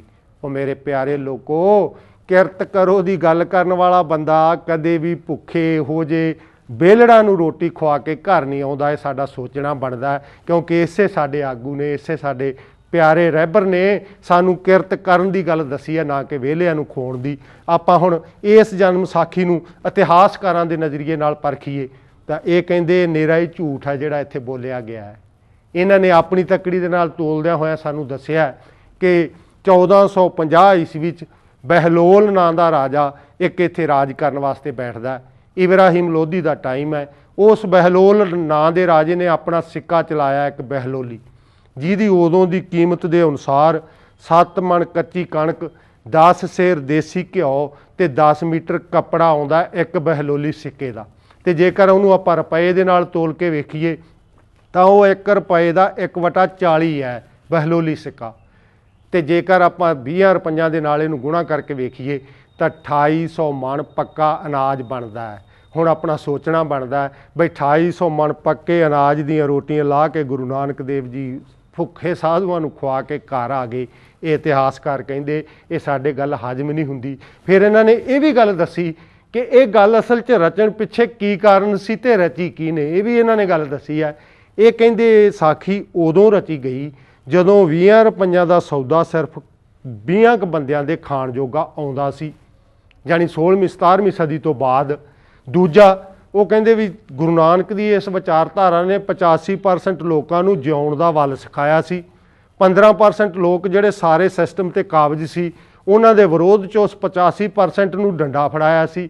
ਜਦੋਂ ਇਹ ਡੰਡਾ ਫੜਨ ਵਾਲੇ ਲੋਕਾਂ ਦਾ ਇਹਨਾਂ ਨੂੰ ਪਤਾ ਲੱਗਾ 15% ਨੂੰ ਕਿ ਸਾਡੇ ਵਿਰੋਧ 'ਚ ਗੁਰੂ ਨਾਨਕ ਨੇ ਆਪਦੀ ਵਿਚਾਰਧਾਰਾ ਦੇ ਕੇ ਸਾਡੇ ਉਹ ਵਿਰੋਧ 'ਚ ਉਹਨਾਂ ਨੂੰ ਖੜੇ ਕੀਤਾ, ਤਾਂ ਉਹਨਾਂ ਨੂੰ ਇਸ ਗੱਲ ਦੀ ਠੁਣ ਗਈ ਕਿ ਆਪਾਂ ਆਪਣੀ ਵਿਚਾਰਧਾਰਾ ਨੂੰ ਫੇਰ ਦੁਬਾਰੇ ਗੁਰੂ ਨਾਨਕ ਦੀ ਵਿਚਾਰਧਾਰਾ ਦੇ ਵਿੱਚ ਘਸੋੜ ਕੇ ਪੇਸ਼ ਕਰੀਏ ਤਾਂ ਕਿ ਸਾਰੀ ਗੁਰੂ ਨਾਨਕ ਦੀ ਵਿਚਾਰਧਾਰਾ ਨੂੰ ਵਿਗਾੜਿਆ ਜਾ ਸਕੇ। ਇਹ ਕਹਿੰਦੇ ਵੀ ਉਹ ਜਿਹੜੀਆਂ ਸਾਖੀਆਂ ਲਿਖੀਆਂ ਗਈਆਂ ਉਹ ਉਹਨਾਂ ਲੋਕਾਂ ਵੱਲੋਂ ਲਿਖੀਆਂ ਗਈਆਂ, ਉਹ 15% ਲੋਕਾਂ ਦੀ ਉਪਜ ਹੈ, ਤਾਂ ਕਿ ਗੁਰੂ ਨਾਨਕ ਦੀ ਉਸ ਵਿਚਾਰਧਾਰਾ ਦੇ ਵਿੱਚ ਮਿਲਾਵਟ ਕਰਕੇ ਉਹਨੂੰ ਨੀਵਾਂ ਦਿਖਾਇਆ ਜਾ ਸਕੇ। ਇਹ ਗੱਲ ਕਹਿੰਦੇ ਆ। ਹੁਣ ਵਿਗਿਆਨਕ ਵਿਚਾਰਧਾਰਾ ਇਹਦੇ ਬਾਰੇ ਕਹਿੰਦੀ ਹੈ ਬਈ ਸਮੇਂ ਦੇ ਨਾਲ ਜੇਕਰ ਆਪਾਂ ਉਸ ਗੱਲ ਨੂੰ ਤੋਲ ਕੇ ਵੇਖਦੇ ਹਾਂ, ਕਿਉਂਕਿ ਇਹਨਾਂ ਨੂੰ ਪਤਾ ਹੈ, ਇਹਨਾਂ ਨੇ ਵੀ ਉਸ ਸਮੇਂ ਦੇ ਨਾਲ ਹੀ ਗੱਲ ਨੂੰ ਵੇਖਣਾ, ਤਾਂ ਇਹ ਫਿੱਟ ਨਹੀਂ ਲੱਗਦੀ। ਇਹਨਾਂ ਤਿੰਨਾਂ ਵਿਚਾਰਧਾਰਾਵਾਂ ਅਨੁਸਾਰ ਆਪਾਂ ਇਸ ਸੱਚੇ ਸੌਦੇ ਦੀ ਸਾਖੀ ਨੂੰ ਤੋਲਿਆ। ਹੁਣ ਆਪਾਂ ਇੱਕ ਖੇਤਰੀ ਤੇ ਬ੍ਰਹਿਮੰਡੀ ਵਿਚਾਰਧਾਰਾ ਦੀ ਗੱਲ ਕਰਾਂਗੇ, ਕਿਉਂਕਿ ਜੇਕਰ ਆਪਾਂ ਖੇਤਰੀ ਤੇ ਬ੍ਰਹਿਮੰਡੀ ਵਿਚਾਰ ਨੂੰ ਸਮਝ ਲਿਆ ਤਾਂ ਸਾਨੂੰ ਬਿਲਕੁਲ ਸਮਝ ਆ ਜੂ ਵੀ ਖੇਤਰੀ ਵਿਚਾਰ ਬ੍ਰਹਿਮੰਡੀ ਵਿਚਾਰ ਦੇ ਮੁਤਾਬਕ ਕਿੰਨਾ ਹੌਲਾ ਤੇ ਹਲਕਾ ਹੁੰਦਾ ਹੈ। ਖੇਤਰੀ ਵਿਚਾਰ ਹੈ ਜਿਹੜੇ ਉਹ ਕਿੱਥੋਂ ਉਪਜਦੇ ਆ, ਕਿਹੜੇ ਲੋਕਾਂ ਨੇ ਉਪਜਾਏ, ਤੇ ਬ੍ਰਹਿਮੰਡੀ ਵਿਚਾਰ ਹੈ ਜਿਹੜੇ ਉਹ ਕਿਹੜੇ ਲੋਕਾਂ ਨੇ ਸਾਡੇ 'ਚ ਲੈ ਕੇ ਆਂਦੇ ਤੇ ਉਹਨਾਂ ਨੂੰ ਥਾਂ ਸਾਡੇ 'ਚ ਕਿਵੇਂ ਮਿਲਿਆ। ਆਪਾਂ ਗੱਲ ਕਰੀਏ ਅਧਿਆਤਮਵਾਦੀ ਵਿਚਾਰਧਾਰਾ ਦੀ। ਅਧਿਆਤਮਵਾਦੀ ਵਿਚਾਰਧਾਰਾ ਅਨੁਸਾਰ ਜੇ ਆਪਾਂ ਗੱਲ ਕਰਦੇ ਹਾਂ, ਪੰਜਾਬ ਦੀ ਗੱਲ ਕਰੀਏ, ਤਾਂ ਸਾਨੂੰ ਪਤਾ ਹੈ ਸਾਡੇ ਪੁਰਖੇ ਕਹਿੰਦੇ ਹੁੰਦੇ ਸੀ ਵੀ ਧਰਤੀ ਬਲਦ ਦੇ ਸਿੰਘ ਤੇ ਟਿਕੀ ਹੋਈ ਹੈ। ਜਦੋਂ ਸਿੰਘ ਬਦਲਦਾ ਤਾਂ ਧਰਤੀ ਹਿਲਦੀ ਹੈ। ਪਰ ਜਿਹੜੇ ਸਮੁੰਦਰ ਦੇ ਕਿਨਾਰੇ ਵਾਲੇ ਲੋਕ ਹੈ ਉਹ ਇਹ ਗੱਲ ਕਹਿੰਦੇ ਹੁੰਦੇ ਸੀ ਕਿ ਧਰਤੀ ਕੱਛੂ ਦੀ ਪਿੱਠ ਤੇ ਟਿਕੀ ਹੋਈ ਹੈ, ਕਿਉਂਕਿ ਉਹਨਾਂ ਨੂੰ ਪਤਾ ਸੀ ਕਿ ਸਾਡਾ ਨੇੜਲਾ ਜਾਨਵਰ ਤਾਂ ਕੱਛੂ ਹੀ ਸਭ ਤੋਂ ਤਕੜਾ, ਉਹਦੀ ਪਿੱਠ ਬੜੀ ਮੋਟੀ ਹੈ, ਕਰੜੀ ਹੈ। ਤੇ ਚੀਨ ਦੇ ਵਿੱਚ ਚਾਲੂ ਸੀ ਪ੍ਰਥਾ ਕਿ ਉੱਥੇ ਦੋ ਮੱਛੀਆਂ ਦੀਆਂ ਪੂਛਾਂ ਜੋੜ ਕੇ ਉਹਦੇ ਵਿਚਾਲੇ ਧਰਤੀ ਟਿਕੀ ਹੋਈ ਆ। ਉਹ ਮੱਛੀਆਂ ਪਾਣੀ 'ਚ ਤਰਦੀਆਂ ਤੇ ਧਰਤੀ ਉਹਨਾਂ ਦੀਆਂ ਪੂਛਾਂ ਦੇ ਵਿਚਾਲੇ ਰੱਖੀ ਹੋਈ ਹੈ। ਜਦੋਂ ਮੱਛੀਆਂ ਹਿਲਦੀਆਂ ਤਾਂ ਧਰਤੀ ਹਿਲਦੀ ਹੈ, ਕਿਉਂਕਿ ਅਸਲ ਜਿਹੜਾ ਸਾਡੇ ਭੂਚਾਲ ਆਉਂਦਾ ਸੀ ਉਹਦੀ ਸਮਝ ਕਿਸੇ ਨੂੰ ਨਹੀਂ ਸੀ ਵੀ ਉਸ ਭੂਚਾਲ ਆਉਣ ਦਾ ਕਾਰਨ ਕੀ ਹੈ। ਇਸੇ ਤਰ੍ਹਾਂ ਖੇਤਰੀ ਵਿਚਾਰ ਅਨੁਸਾਰ ਸਾਡੇ ਬਹੁਤ ਸਾਰੇ ਇਹੋ ਜਿਹੇ ਵਿਚਾਰ ਹੈ ਜਿਹੜੇ ਪੰਜਾਬ 'ਚ ਲਾਗੂ ਹੋਣਗੇ, ਹਿਮਾਚਲ ਪ੍ਰਦੇਸ਼ 'ਚ ਲਾਗੂ ਨਹੀਂ ਹੋਣੇ। ਜਿਹੜੇ ਹਿਮਾਚਲ ਪ੍ਰਦੇਸ਼ 'ਚ ਲਾਗੂ ਹੋਣਗੇ ਉਹ ਹਰਿਆਣੇ 'ਚ ਲਾਗੂ ਨਹੀਂ ਹੋਣੇ। ਜਿਹੜੇ ਹਰਿਆਣੇ 'ਚ ਲਾਗੂ ਆ ਕੇਰਲਾ 'ਚ ਲਾਗੂ ਨਹੀਂ ਹੋਣੇ। ਉਹਨਾਂ ਦੀਆਂ ਵੱਖਰੀਆਂ ਵੱਖਰੀਆਂ ਵਿਚਾਰਧਾਰਾਵਾਂ ਇੱਕੋ ਗੱਲ ਬਾਰੇ ਹੋਣਗੀਆਂ। ਇਹ ਖੇਤਰੀ ਵਿਚਾਰ ਇਹਨੂੰ ਆਪਾਂ ਕਹਿੰਦੇ ਹਾਂ। ਹੁਣ ਆਪਾਂ ਬ੍ਰਹਿਮੰਡੀ ਵਿਚਾਰਧਾਰਾ ਦੀ ਗੱਲ ਕਰੀਏ। ਬ੍ਰਹਿਮੰਡੀ ਵਿਚਾਰਧਾਰਾ ਸਾਡੇ 'ਚ ਵਿਗਿਆਨ ਲੈ ਕੇ ਆਇਆ ਹੈ, ਕਿਉਂਕਿ ਇਹਨੇ ਇਹੋ ਜਿਹੀਆਂ ਵਿਚਾਰਧਾਰਾਵਾਂ ਦਿੱਤੀਆਂ ਜਿਹੜੀਆਂ ਹਰ ਥਾਂ 'ਤੇ ਲਾਗੂ ਕਰਨੀਆਂ ਬਣਦੀਆਂ ਸੀ ਤੇ ਲਾਗੂ ਕਰਨੀਆਂ ਸਾਨੂੰ ਪਈਆਂ। ਪਹਿਲਾਂ ਸਾਰੀਆਂ ਹੀ ਉਹ ਗੱਲਾਂ ਜਿਹੜੀਆਂ ਆਪਾਂ ਖੇਤਰੀ ਵਿਚਾਰ ਦੀਆਂ ਕੀਤੀਆਂ ਉਹ ਸਾਡੇ ਬੱਚਿਆਂ ਦੇ ਸਿਲੇਬਸ 'ਚ ਦਰਜ ਹੁੰਦੀਆਂ ਸੀ, ਇਹਨਾਂ ਨੂੰ ਪੜ੍ਹਾਈਆਂ ਜਾਂਦੀਆਂ ਸੀ। ਪਰ ਜਦੋਂ ਬ੍ਰਹਿਮੰਡੀ ਵਿਚਾਰਧਾਰਾ ਆਉਂਦੀ ਹੈ ਤਾਂ ਬ੍ਰਹਿਮੰਡੀ ਵਿਚਾਰਧਾਰਾ ਦੇ ਮੂਹਰੇ ਉਹ ਹਲਕੀਆਂ ਹੋਣ ਕਰਕੇ ਵਾਪਸ ਉੱਥੇ ਹੀ ਚਲੀਆਂ ਜਾਂਦੀਆਂ ਜਿੱਥੋਂ ਆਈਆਂ ਹੁੰਦੀਆਂ, ਤੇ ਬ੍ਰਹਿਮੰਡੀ ਵਿਚਾਰਧਾਰਾ ਸਿਲੇਬਸ ਦੇ ਵਿੱਚ ਉਹਨਾਂ ਨੂੰ ਪਾਸੇ ਕਰਕੇ ਆਪਦਾ ਥਾਂ ਦੇ ਦਿੰਦੀ ਹੈ। ਇਹ ਹੁੰਦੀ ਹੈ ਸਾਡੀ ਬ੍ਰਹਿਮੰਡੀ ਵਿਚਾਰਧਾਰਾ। ਹੁਣ ਆਪਾਂ ਦੋ ਤਿੰਨ ਰਸਮਾਂ ਇਸੇ ਤੱਕੜੀ 'ਚ ਪਾਉਣੀਆਂ ਜਿਹੜੀ ਤੱਕੜੀ ਨਾਲ ਅੱਗੇ ਆਪਾਂ ਸਾਰਾ ਕੁਝ ਤੋਲਿਆ। ਆਪਾਂ ਟੂਣੇ ਦੀ ਰਸਮ ਦੀ ਗੱਲ ਕਰੀਏ। ਅਧਿਆਤਮਵਾਦੀ ਵਿਚਾਰਧਾਰਾ ਦੱਸਦੀ ਹੈ ਕਿ ਇੱਕ ਸਮੱਗਰੀ ਜਿਹੜੀ ਕਿ ਇੱਕ ਮਰੀਜ਼ ਦੇ ਨਾਲ ਸੰਬੰਧਿਤ ਹੁੰਦੀ ਹੈ, ਉਹਨੂੰ ਇੱਕ ਕੱਪੜੇ 'ਚ ਪਾ ਕੇ ਜੇਕਰ ਆਪਾਂ ਨੇੜਲੇ ਚਰਸਤੇ 'ਚ ਰੱਖ ਦਈਏ ਤੇ ਉਹਦੇ ਉੱਤੇ ਇੱਕ ਮੰਤਰ ਪੜ੍ਹ ਦਈਏ, ਓਮ ਨਮੋ ਓਮ ਕੋ ਨੈਨਸ਼ਚ ਪਿੰਗਲੋ ਬਬਰੂ ਕ੍ਰਿਸ਼ਨਾ ਰੁਦਨਾਨਤ ਕੋ ਜਮਾ ਸੌਰੀ ਸਨਿਚਰੋ ਮਨ ਦਾਸ ਦੇਨ ਸਨ ਤੁਤਾ ਤੋਂ ਛਾਨੀ ਕਰਤਾ ਪੀੜਾ ਨਿਭਾਵ ਤੇ ਕਦਾ ਚਿੰਨਾ। ਉਹ ਕਹਿੰਦੇ ਜੇ 7 ਵਾਰੀ ਮੰਤਰ ਪੜ੍ਹ ਕੇ ਆਪਾਂ ਉਹ ਸਮੱਗਰੀ ਕਿਤੇ ਚਰਸਤੇ 'ਚ ਰੱਖ ਦਈਏ ਤਾਂ ਮਰੀਜ਼ ਨੂੰ ਆਰਾਮ ਆ ਜਾਂਦਾ। ਇਹ ਅਧਿਆਤਮਵਾਦੀ ਵਿਚਾਰਧਾਰਾ ਦੱਸਦੀ ਹੈ। ਪਰ ਜੇਕਰ ਆਪਾਂ ਇਤਿਹਾਸਕਾਰਾਂ ਦੇ ਨਜ਼ਰੀਏ ਇਹਨਾਂ ਨੂੰ ਦੇਖੀਏ ਤਾਂ ਇਤਿਹਾਸਕਾਰ ਕਹਿੰਦੇ ਆ ਕਿ ਨਹੀਂ, ਟੂਣੇ ਦੀ ਜਿਹੜੀ ਇਹ ਰਸਮ ਹੈ ਇਹਨੇ ਬੜੀ ਲੋਕਾਂ ਦੀ ਸੇਵਾ ਕੀਤੀ ਹੈ, ਇਹ ਸਾਡੀ ਜ਼ਿੰਦਗੀ ਦਾ ਹਿੱਸਾ ਰਿਹਾ ਹੈ। ਕਿਸੇ ਸਮੇਂ ਇਸ ਰਸਮ ਦੀ ਅਤਿਅੰਤ ਲੋੜ ਹੁੰਦੀ ਸੀ। ਇਹਨਾਂ ਨੇ ਸਾਨੂੰ ਦੱਸਿਆ ਕਿ ਇਹਦੀ ਲੋੜ ਕਦੋਂ ਸੀ। ਇਹ ਆਂਦੇ ਵੀ ਇਹ ਵੈਦਿਕ ਕਾਲ ਦੀ ਰਸਮ ਹੈ। ਜਦੋਂ ਵੈਦ ਨੂੰ ਵੈਦਗੀ ਦੀ ਸਿੱਖਿਆ ਦਿੱਤੀ ਜਾਂਦੀ ਸੀ, ਉਹਨੂੰ ਨਾਲ ਹੀ ਇਹ ਸਿੱਖਿਆ ਦਿੱਤੀ ਜਾਂਦੀ ਸੀ ਕਿ ਅੱਜ ਤੋਂ ਤੂੰ ਪੂਰਨ ਵੈਦ ਹੋ ਗਿਆ ਹੈ, ਅੱਜ ਤੋਂ ਤੂੰ ਲੋਕਾਂ ਦੀ ਸੇਵਾ ਵਾਸਤੇ ਸਮਰਪਿਤ ਹੋ ਗਿਆ ਹੈ। ਪੈਸੇ ਕਮਾਉਣਾ ਤੇਰਾ ਧਰਮ ਨਹੀਂ, ਤੇਰਾ ਧਰਮ ਸਿਰਫ ਲੋਕਾਂ ਦੀ ਸੇਵਾ ਕਰਨਾ ਹੈ। ਸੋ ਉਹਨਾਂ ਦੇ ਆਪਣੇ ਮੁਖੀਆਂ ਦੇ ਆਪਣੇ ਜਿਹਨੇ ਉਹਨੂੰ ਸਿਖਾਇਆ ਹੁੰਦਾ ਸੀ ਉਹਦੇ ਆਖੇ ਲੱਗ ਕੇ ਆਪਣੇ ਸ਼ਹਿਰ 'ਚੋਂ ਨਿਕਲ ਤੁਰਦਾ ਸੀ ਲੋਕਾਂ ਦੀ ਸੇਵਾ ਵਾਸਤੇ। ਜੇਕਰ ਆਪਾਂ ਪਟਿਆਲੇ ਦੀ ਗੱਲ ਕਰੀਏ, ਪਟਿਆਲੇ ਦਾ ਹੀ ਵੈਦ ਹੋਵੇ, ਉਹਨੂੰ ਅਸੀਂ ਇਹ ਸਿੱਖਿਆ ਦੇਤੀ, ਵੈਦਗੀ ਅਸੀਂ ਸਿਖਾਤੀ, ਨਾਲ ਹੀ ਉਹਦਾ ਅਸੀਂ ਸ਼ਹਿਰ ਵੀ ਛਡਾਤਾ, ਤੇ ਸਾਡਾ ਪਟਿਆਲੇ ਦਾ ਹੀ ਮਰੀਜ਼ ਹੋਵੇ, ਅਸੀਂ ਉਹਦੇ ਤੱਕ ਸੁਨੇਹਾ ਲਾਉਣਾ ਹੈ ਵੀ ਮਰੀਜ਼ ਸਾਡਾ ਵੈਦ ਜੀ ਆ ਕੇ ਮਰੀਜ਼ ਦੇਖ ਜੋ। ਹੁਣ ਉਹਦੇ ਤੱਕ ਸੁਨੇਹਾ ਲੱਗਣ ਦੀ ਸਮੱਸਿਆ ਆ ਗਈ, ਕਿਉਂਕਿ ਉਹ ਤਾਂ ਘਰੋਂ ਕੱਢਿਆ ਹੋਇਆ ਸਾਡਾ ਪਹਿਲਾਂ। ਫਿਰ ਇਹਨਾਂ ਸਾਡੇ ਪੁਰਖਿਆਂ ਨੇ ਇੱਕ ਰਸਮ ਬਣਾਈ ਵੀ ਤੁਸੀਂ ਇਸ ਰਸਮ ਨੂੰ ਅਪਣਾਓ, ਇਸ ਰਸਮ ਅਨੁਸਾਰ ਉਸ ਵੈਦ ਤੱਕ ਸੁਨੇਹਾ ਲੱਗ ਸਕਦਾ ਹੈ। ਫਿਰ ਉਹਨਾਂ ਨੇ ਸਾਨੂੰ ਦੱਸਿਆ ਕਿ ਇੱਕ ਕੱਪੜਾ ਲੈ ਲਓ, ਉਸ ਕੱਪੜੇ 'ਚ ਜੇਕਰ ਤੁਸੀਂ ਲਲੇਰ ਰੱਖੋਗੇ ਤਾਂ ਸਮਝਿਆ ਜਾਊ ਮਰੀਜ਼ ਸਿਰ ਦਾ ਹੈ, ਜੇਕਰ ਉੱਥੇ 7 ਅਨਾਜ ਸਤਨਾਜਾ ਰੱਖੋਗੇ ਤਾਂ ਸਮਝਿਆ ਜਾਊ ਮਰੀਜ਼ ਪੇਟ ਦਾ ਹੈ, ਜੇਕਰ ਤੁਸੀਂ ਉੱਥੇ ਬੰਗਾ ਰੱਖਦੇ ਆ, ਸੰਧੂਰ ਰੱਖਦੇ ਆ ਤਾਂ ਸਮਝਿਆ ਜਾਊ ਮਰੀਜ਼ ਭੈਣ ਹੈ, ਤੇ ਜੇਕਰ ਉੱਥੇ ਕਿਤੇ ਪਊਆ ਸ਼ਰਾਬ ਦਾ ਪਿਆ ਜਾਂ ਮਰਦ ਨਾਲ ਸੰਬੰਧਿਤ ਸਮੱਗਰੀ ਪਈ ਹੈ ਤਾਂ ਸਮਝਿਆ ਜਾਊ ਮਰੀਜ਼ ਆਦਮੀ ਹੈ। ਸੋ ਸਾਰੇ ਕਾਸੇ ਨੂੰ ਫਿਰ ਰੱਖਣ ਦਾ ਸਵਾਲ ਆਇਆ ਵੀ ਰੱਖਣਾ ਕਿੱਥੇ ਹੈ, ਤਾਂ ਸਾਡੇ ਪੁਰਖਿਆਂ ਨੇ ਦੱਸਿਆ ਕਿ ਤੁਸੀਂ ਨੇੜਲੇ ਚਰਸਤੇ 'ਚ ਜਾ ਕੇ ਉਸ ਸਮੱਗਰੀ ਨੂੰ ਰੱਖਣਾ ਹੈ। ਉਸ ਚਰਸਤੇ ਦੇ ਵਿੱਚੋਂ 4 ਦਿਸ਼ਾਵਾਂ ਨੂੰ ਲੋਕ ਜਾਣਗੇ, ਉਹ 4 ਦਿਸ਼ਾਵਾਂ 'ਚ ਜਾ ਕੇ ਕਿਸੇ ਨੂੰ ਵੀ ਵੈਦ ਮਿਲ ਗਿਆ ਤਾਂ ਉਹਨੂੰ ਸੁਨੇਹਾ ਲਾ ਦੂਗਾ ਵੀ ਵੈਦ ਜੀ ਇੱਕ ਚਰਸਤੇ ਫਲਾਣੇ 'ਚ ਟੂਣਾ ਹੋਇਆ ਪਿਆ ਹੈ, ਤੁਸੀਂ ਜਾ ਕੇ ਦੇਖੋ ਉੱਥੇ ਕੋਈ ਮਰੀਜ਼ ਹੈ, ਜੇਕਰ ਉਸ ਮਰੀਜ਼ ਦਾ ਇਲਾਜ ਕਰ ਸਕਦੇ ਆ ਤਾਂ ਜਾ ਕੇ ਕਰੋ। ਹੁਣ ਆਪਾਂ ਇਹਨੂੰ ਵਿਗਿਆਨਕ ਤੱਕੜੀ 'ਚ ਪਾ ਕੇ ਦੇਖੀਏ ਵੀ ਵਿਗਿਆਨਕ ਵਿਚਾਰਧਾਰਾ ਇਹਦੇ ਬਾਰੇ ਕੀ ਬੋਲਦੀ ਹੈ। ਵਿਗਿਆਨ ਇਹਦੇ ਬਾਰੇ ਦੱਸਦਾ ਹੈ ਕਿ ਅਸੀਂ ਤਾਂ ਦਿਲ ਵੀ ਕੱਢ ਕੇ ਨਵਾਂ ਪਾ ਦਿੰਦੇ ਹਾਂ, ਅਸੀਂ ਅੱਖ ਦਾ ਕੱਲਾ ਕੱਲਾ ਹਿੱਸਾ ਬਦਲ ਦਿੰਦੇ ਹਾਂ, ਅਸੀਂ ਤੁਹਾਡੇ ਵਾਸਤੇ ਹਸਪਤਾਲ ਵੱਡੇ ਵੱਡੇ ਖੋਲ੍ਹਤੇ, ਅਸੀਂ ਤੁਹਾਡੇ ਵਾਸਤੇ ਦਵਾਈਆਂ ਪੈਦਾ ਕਰਤੀਆਂ, ਅਸੀਂ ਪੋਲੀਓ ਵਰਗੀਆਂ ਨਾਮਰਾਦ ਬਿਮਾਰੀਆਂ ਦਾ ਖਾਤਮਾ ਕਰਤਾ। ਉਹ ਆਂਦੇ ਸਾਨੂੰ ਟੂਣੇ ਦਾ ਕੋਈ ਪਤਾ ਨਹੀਂ, ਅਸੀਂ ਤਾਂ ਆਪਦੀ ਵਿਚਾਰਧਾਰਾ ਤੁਹਾਨੂੰ ਦਿੱਤੀ ਹੈ, ਉਸ ਵਿਚਾਰਧਾਰਾ ਅਨੁਸਾਰ ਇਲਾਜ ਕਰਵਾਓਗੇ ਤਾਂ ਸਮੇਂ ਦੇ ਹਾਣੀ ਬਣ ਸਕਦੇ ਆ, ਲੜਾਈ ਦੇ ਸਕਦੇ ਆ ਆਪਦੀ ਜ਼ਿੰਦਗੀ ਦੀ, ਇਹਨਾਂ ਮਗਰ ਲੱਗ ਕੇ ਤੁਹਾਤੋਂ ਲੜਾਈ ਨਹੀਂ ਦਿੱਤੀ ਜਾਣੀ। ਇਹ ਵਿਗਿਆਨਕ ਵਿਚਾਰਧਾਰਾ ਕਹਿੰਦੀ ਹੈ। ਇਸ ਤੋਂ ਅੱਗੇ ਆਪਾਂ ਇੱਕ ਹੋਰ ਨਜ਼ਰ ਦਾ ਵਹਿਮ ਜਿਹੜਾ ਕਿ ਆਮ ਪਾਇਆ ਜਾਂਦਾ, ਇਹ ਵੀ ਇੱਕ ਰਸਮ ਹੈ। ਪਰ ਮਿੱਤਰੋ ਮੇਰਿਓ, ਸਾਡੇ ਲੋਕਾਂ ਨੇ ਜਿਹੜੀਆਂ ਵੀ ਇਹ ਰਸਮਾਂ, ਜਿਹੜੇ ਵੀ ਵਹਿਮ, ਜਿਹੜੇ ਵੀ ਭਰਮ ਅੱਜ ਭਾਵੇਂ ਵਹਿਮ ਭਰਮ ਵਜੋਂ ਪੂਜੇ ਜਾਂਦੇ ਆ, ਪਰ ਕਦੇ ਨਾ ਕਦੇ ਸਾਡੀ ਜ਼ਿੰਦਗੀ ਦਾ ਹਿੱਸਾ ਰਿਹਾ। ਇਹ ਸਾਨੂੰ ਗੱਲ ਭੁੱਲਣੀ ਨਹੀਂ ਚਾਹੀਦੀ, ਕਿਉਂਕਿ ਇਹਨਾਂ ਸਾਰੇ ਕਾਸੇ ਨੇ ਜੇਕਰ ਅੱਜ ਵਹਿਮ ਦਾ ਰੂਪ ਲਿਆ, ਇਹਨਾਂ ਨੇ ਕਿਤੇ ਨਾ ਕਿਤੇ ਸਾਡੀ ਸੇਵਾ, ਕਿਤੇ ਨਾ ਕਿਤੇ ਸਾਡਾ ਪੱਖ ਪੂਰਿਆ। ਇਹਨਾਂ ਸਾਰੇ ਕਾਸੇ ਨੇ। ਆਪਾਂ ਨਜ਼ਰ ਦੇ ਵਹਿਮ ਦੀ ਗੱਲ ਕਰੀਏ, ਅਧਿਆਤਮਵਾਦੀ ਵਿਚਾਰਧਾਰਾ ਦੱਸਦੀ ਹੈ ਕਿ ਜੇਕਰ ਕਿਸੇ ਮਾਤਾ ਦਾ ਬੱਚਾ, ਕਿਸੇ ਔਰਤ ਦਾ ਬੱਚਾ ਸੋਹਣਾ ਹੈ ਤਾਂ ਉਹਨੂੰ ਨਹਾਉਣ ਤੋਂ ਬਾਅਦ ਉਹਦੇ ਕੰਨ ਦੇ ਮਗਰ ਕਾਲਾ ਟਿੱਕਾ ਲਾ ਦੇਣਾ ਚਾਹੀਦਾ, ਕਿਉਂਕਿ ਕਿਸੇ ਦੀ ਨਜ਼ਰ ਨਾ ਕਿਤੇ ਉਹਨੂੰ ਲੱਗ ਜੇ। ਜੇਕਰ ਕੋਈ ਵਧੀਆ ਮਕਾਨ ਬਣਾਇਆ ਤਾਂ ਉਹਦੇ 'ਤੇ ਨਜ਼ਰ ਵੱਟੂ ਟੰਗਣਾ ਚਾਹੀਦਾ। ਜੇਕਰ ਕੋਈ ਗੱਡੀ ਲਿਆਂਦੀ ਹੈ ਤਾਂ ਉਹਦੇ 'ਤੇ ਜੁੱਤੀ ਦੀ ਸ਼ਕਲ ਜਾਂ ਜੁੱਤੀ ਬੰਨ੍ਹਣੀ ਚਾਹੀਦੀ ਹੈ। ਇਹ ਅਧਿਆਤਮਵਾਦੀ ਵਿਚਾਰਧਾਰਾ ਦੱਸਦੀ ਹੈ, ਪਰ ਇਹ ਨਾਲ ਕੁਝ ਨਹੀਂ ਦੱਸਦੀ ਬਈ ਕਾਰਨ ਕੀ ਹੈ ਨਜ਼ਰ ਲੱਗਣ ਦਾ। ਕੁਛ ਨਹੀਂ ਕਹਿੰਦੇ ਜੀ ਹੌਕਾ ਲੈਂਦਾ ਵੇਖ ਕੇ ਅਗਲਾ ਵਧੀਆ ਚੀਜ਼ ਨੂੰ, ਆਹ ਹੀ ਇੱਕੋ ਕਾਰਨ ਦੱਸਦੇ ਆ, ਹੋਰੇ ਕੋਈ ਕਾਰਨ ਨਹੀਂ ਦੱਸਦੇ। ਪਰ ਇਤਿਹਾਸਕਾਰਾਂ ਦਾ ਨਜ਼ਰੀਆ ਇਹਦੇ ਬਾਰੇ ਹੋਰ ਹੈ। ਉਹ ਕਹਿੰਦੇ ਨਹੀਂ, ਨਜ਼ਰ ਲੱਗਦੀ ਹੁੰਦੀ ਸੀ ਕਦੋਂ ਲੱਗਦੀ ਸੀ। ਆਪਾਂ ਇਹਨਾਂ ਦੇ ਨਜ਼ਰੀਏ ਅਨੁਸਾਰ ਦੇਖੀਏ, ਇਹ ਕਹਿੰਦੇ ਵੀ ਜਦੋਂ ਰਜਵਾੜਾ ਸ਼ਾਹੀ ਸਾਡੇ ਘਰਾਂ 'ਚ ਸਾਡੀਆਂ ਕੁੜੀਆਂ ਨੂੰ ਆ ਕੇ ਪੈਣ ਲੱਗ ਗਈ, ਜਦੋਂ ਸਾਡੇ 'ਤੇ ਹਮਲੇ ਸ਼ੁਰੂ ਹੋਏ ਤਾਂ ਉਹਨਾਂ ਦਾ ਸਭ ਤੋਂ ਪਹਿਲਾ ਨਿਸ਼ਾਨਾ ਸਾਡੀ ਔਰਤ ਹੁੰਦੀ ਸੀ। ਜਦੋਂ ਉਹਨਾਂ ਨੇ ਸਾਡੀਆਂ ਔਰਤਾਂ 'ਤੇ ਹਮਲੇ ਕੀਤੇ, ਸੋਹਣੀਆਂ ਕੁੜੀਆਂ ਨੂੰ ਚੱਕਣਾ ਸ਼ੁਰੂ ਕੀਤਾ, ਤਾਂ ਪੁਰਾਣੀ ਔਰਤ, ਬੁੱਢੀ ਔਰਤ ਇੱਕ ਮਾਂ ਨੂੰ ਇਹ ਮੱਤ ਦਿੰਦੀ ਹੁੰਦੀ ਸੀ, ਪੁੱਤਰ ਤੇਰੀ ਸੋਹਣੀ ਕੁੜੀ ਸੋਹਣੀ ਤਾਂ ਬਹੁਤ ਹੈ, ਪਰ ਇਹਨੂੰ ਤੂੰ ਮੇਲੇ 'ਤੇ ਭੇਜਣ ਲੱਗੀ ਹੈ, ਇਹਨੂੰ ਤੂੰ ਤੀਆਂ 'ਚ ਭੇਜਣ ਲੱਗੀ ਹੈ, ਇਹਨੂੰ ਤੂੰ ਬਾਹਰ ਭੇਜਣ ਲੱਗੀ ਹੈ। ਜਦੋਂ ਇਹਨੂੰ ਬਾਹਰ ਭੇਜਣਾ, ਇਹਦੇ ਨੱਕ ਦਾ ਗੰਦ ਇਹਦੇ ਮੂੰਹ 'ਤੇ ਲਾ ਦੀ, ਇਹਦੇ ਮੂੰਹ 'ਤੇ ਕੋਈ ਕਾਲਾ ਧੱਬਾ ਲਾ ਦੀ, ਇਹਦੇ ਵਾਲਾਂ ਨੂੰ ਖਿਲਾਰ ਕੇ ਇਹਦੇ ਗਲ 'ਚ ਪਾ ਦੀ। ਜੇਕਰ ਕਿਤੇ ਤੇਰੀ ਕੁੜੀ 'ਤੇ ਨਜ਼ਰ ਕਿਸੇ ਰਜਵਾੜੇ ਦੀ ਫਿਰ ਗਈ ਨਾ, ਤੇ ਉਹ ਚੱਕ ਕੇ ਲੈ ਜਾਊਗਾ। ਪਟਿਆਲੇ ਤੱਕ ਥਿਉਣੀ ਨਹੀਂ ਵੀ ਗਈ ਕਿੱਥੇ, ਪੁੱਤਰ ਮੇਰਿਆ ਇਹਦਾ ਸਾਰਾ ਕੁਝ ਵਿਗਾੜ ਦੀ, ਫੇਰ ਹੀ ਇਹ ਬਚੂਗੀ। ਇਸੇ ਤਰ੍ਹਾਂ ਕਿਸੇ ਮਿਸਤਰੀ ਨੇ ਕੋਈ ਆਪਦੀ ਕਲਾਕਿਰਤ ਬਣਾਈ ਹੈ, ਉਸ ਕਲਾਕਿਰਤ ਨੂੰ ਦੇਖ ਕੇ ਬੁੱਢਾ ਮਿਸਤਰੀ ਉਹਨੂੰ ਮੱਤ ਦਿੰਦਾ ਹੁੰਦਾ ਸੀ, ਉਹ ਮਿੱਤਰ ਪਿਆਰਿਆ ਤੇਰੀ ਕਲਾਕਿਰਤ ਤਾਂ ਬਹੁਤ ਸੋਹਣੀ ਹੈ, ਪਰ ਜੇ ਕਿਸੇ ਰਾਜੇ ਦੀ ਨਜ਼ਰ ਜਾਂ ਰਾਣੀ ਦੀ ਨਜ਼ਰ ਜਾਂ ਕਿਸੇ ਅਹਿਲਕਾਰ ਦੀ ਨਜ਼ਰ ਤੇਰੀ ਕਲਾਕਿਰਤ 'ਤੇ ਪੈ ਗਈ, ਲੱਗ ਗਈ ਨਾ, ਤੇ ਉਹ ਤੇਰੀ ਕਲਾਕਿਰਤ ਨੂੰ ਚੱਕ ਕੇ ਲੈ ਜੂ। ਤੈਨੂੰ ਕਿਰਾਇਆ ਵੀ ਕਿਸੇ ਨੇ ਨਹੀਂ ਦੇਣਾ, ਤੇ ਇਹਦੇ ਬਣਾਉਣ ਦਾ ਕਿਸੇ ਨੇ ਮੁੱਲ ਵੀ ਨਹੀਂ ਦੇਣਾ। ਇਸ ਕਰਕੇ ਉਦੋਂ ਨਜ਼ਰ ਲੱਗਦੀ ਹੁੰਦੀ ਸੀ।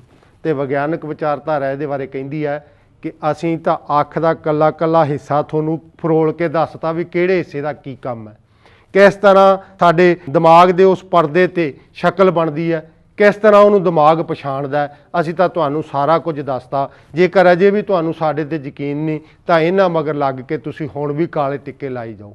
ਪਰ ਜੇਕਰ ਆਪਾਂ ਕਾਲੇ ਟਿੱਕੇ ਦੀ ਗੱਲ ਕਰੀਏ, ਉਹ ਵਿਚਾਰੀ ਭੋਲੀ ਮਾਂ ਨੂੰ ਜੇ ਆਪਾਂ ਪੁੱਛੀਏ ਵੀ ਭੋਲੀਏ ਤੂੰ ਤਾਂ ਟਿੱਕਾ ਲਾਉਣੀ ਆ ਕਾਲਾ ਕੰਨ ਦੇ ਮਗਰ, ਸਿਰ ਤਾਂ ਐਡਾ ਕਾਲਾ ਕੋਲੇ, ਤੈਨੂੰ ਸਿਰ ਤੇ ਨਹੀਂ ਯਕੀਨ? ਜੇਕਰ ਕਾਲੇ ਨਹੀਂ ਹਟਣੀ ਆ ਤਾਂ ਕਾਲੇ ਸਿਰ ਨਹੀਂ ਹਟ ਜੂ, ਫਿਰ ਤੇਰੇ ਟਿੱਕੇ ਨਾਲ ਨਹੀਂ ਹਟਣੀ। ਜੁੱਤੀ ਦੀ ਗੱਲ ਆਉਂਦੀ ਆ ਵੀ ਗੱਡੀਆਂ ਲੈ ਲਈਆਂ ਅਸੀਂ ਜੁੱਤੀ ਬੰਨ੍ਹਦੇ ਆ, ਤੇ ਜੁੱਤੀਆਂ ਤੋਂ ਬਿਨਾਂ ਤਾਂ ਨਹੀਂ ਆਪਾਂ ਗੱਡੀ 'ਚ ਬੈਠੇ ਹੁੰਦੇ। ਜੇ ਜੁੱਤੀ ਨਹੀਂ ਹਟਣੀ ਹੈ ਤਾਂ ਅਸੀਂ ਜੁੱਤੀ ਪਾ ਕੇ ਹੀ ਗੱਡੀ 'ਚ ਬੈਠਦੇ ਹਾਂ, ਫਿਰ ਉਹਨਾਂ ਜੁੱਤੀਆਂ ਨਹੀਂ ਹਟ ਜੂ। ਇਹ ਤਾਂ ਸਿਰਫ ਇੱਕ ਇਹਨਾਂ ਦਾ ਤੋਰੀ ਫੁਲਕਾ ਚਲਾਉਣ ਦੇ ਢੰਗ ਤਰੀਕੇ ਹੈ ਵੀ ਸਾਡਾ ਤੋਰੀ ਫੁਲਕਾ ਕਿਹੜੇ ਢੰਗ ਤਰੀਕੇ ਨਾਲ ਚੱਲ ਸਕਦਾ, ਉਹੀ ਇਹਨਾਂ ਨੇ ਵਰਤਿਆ।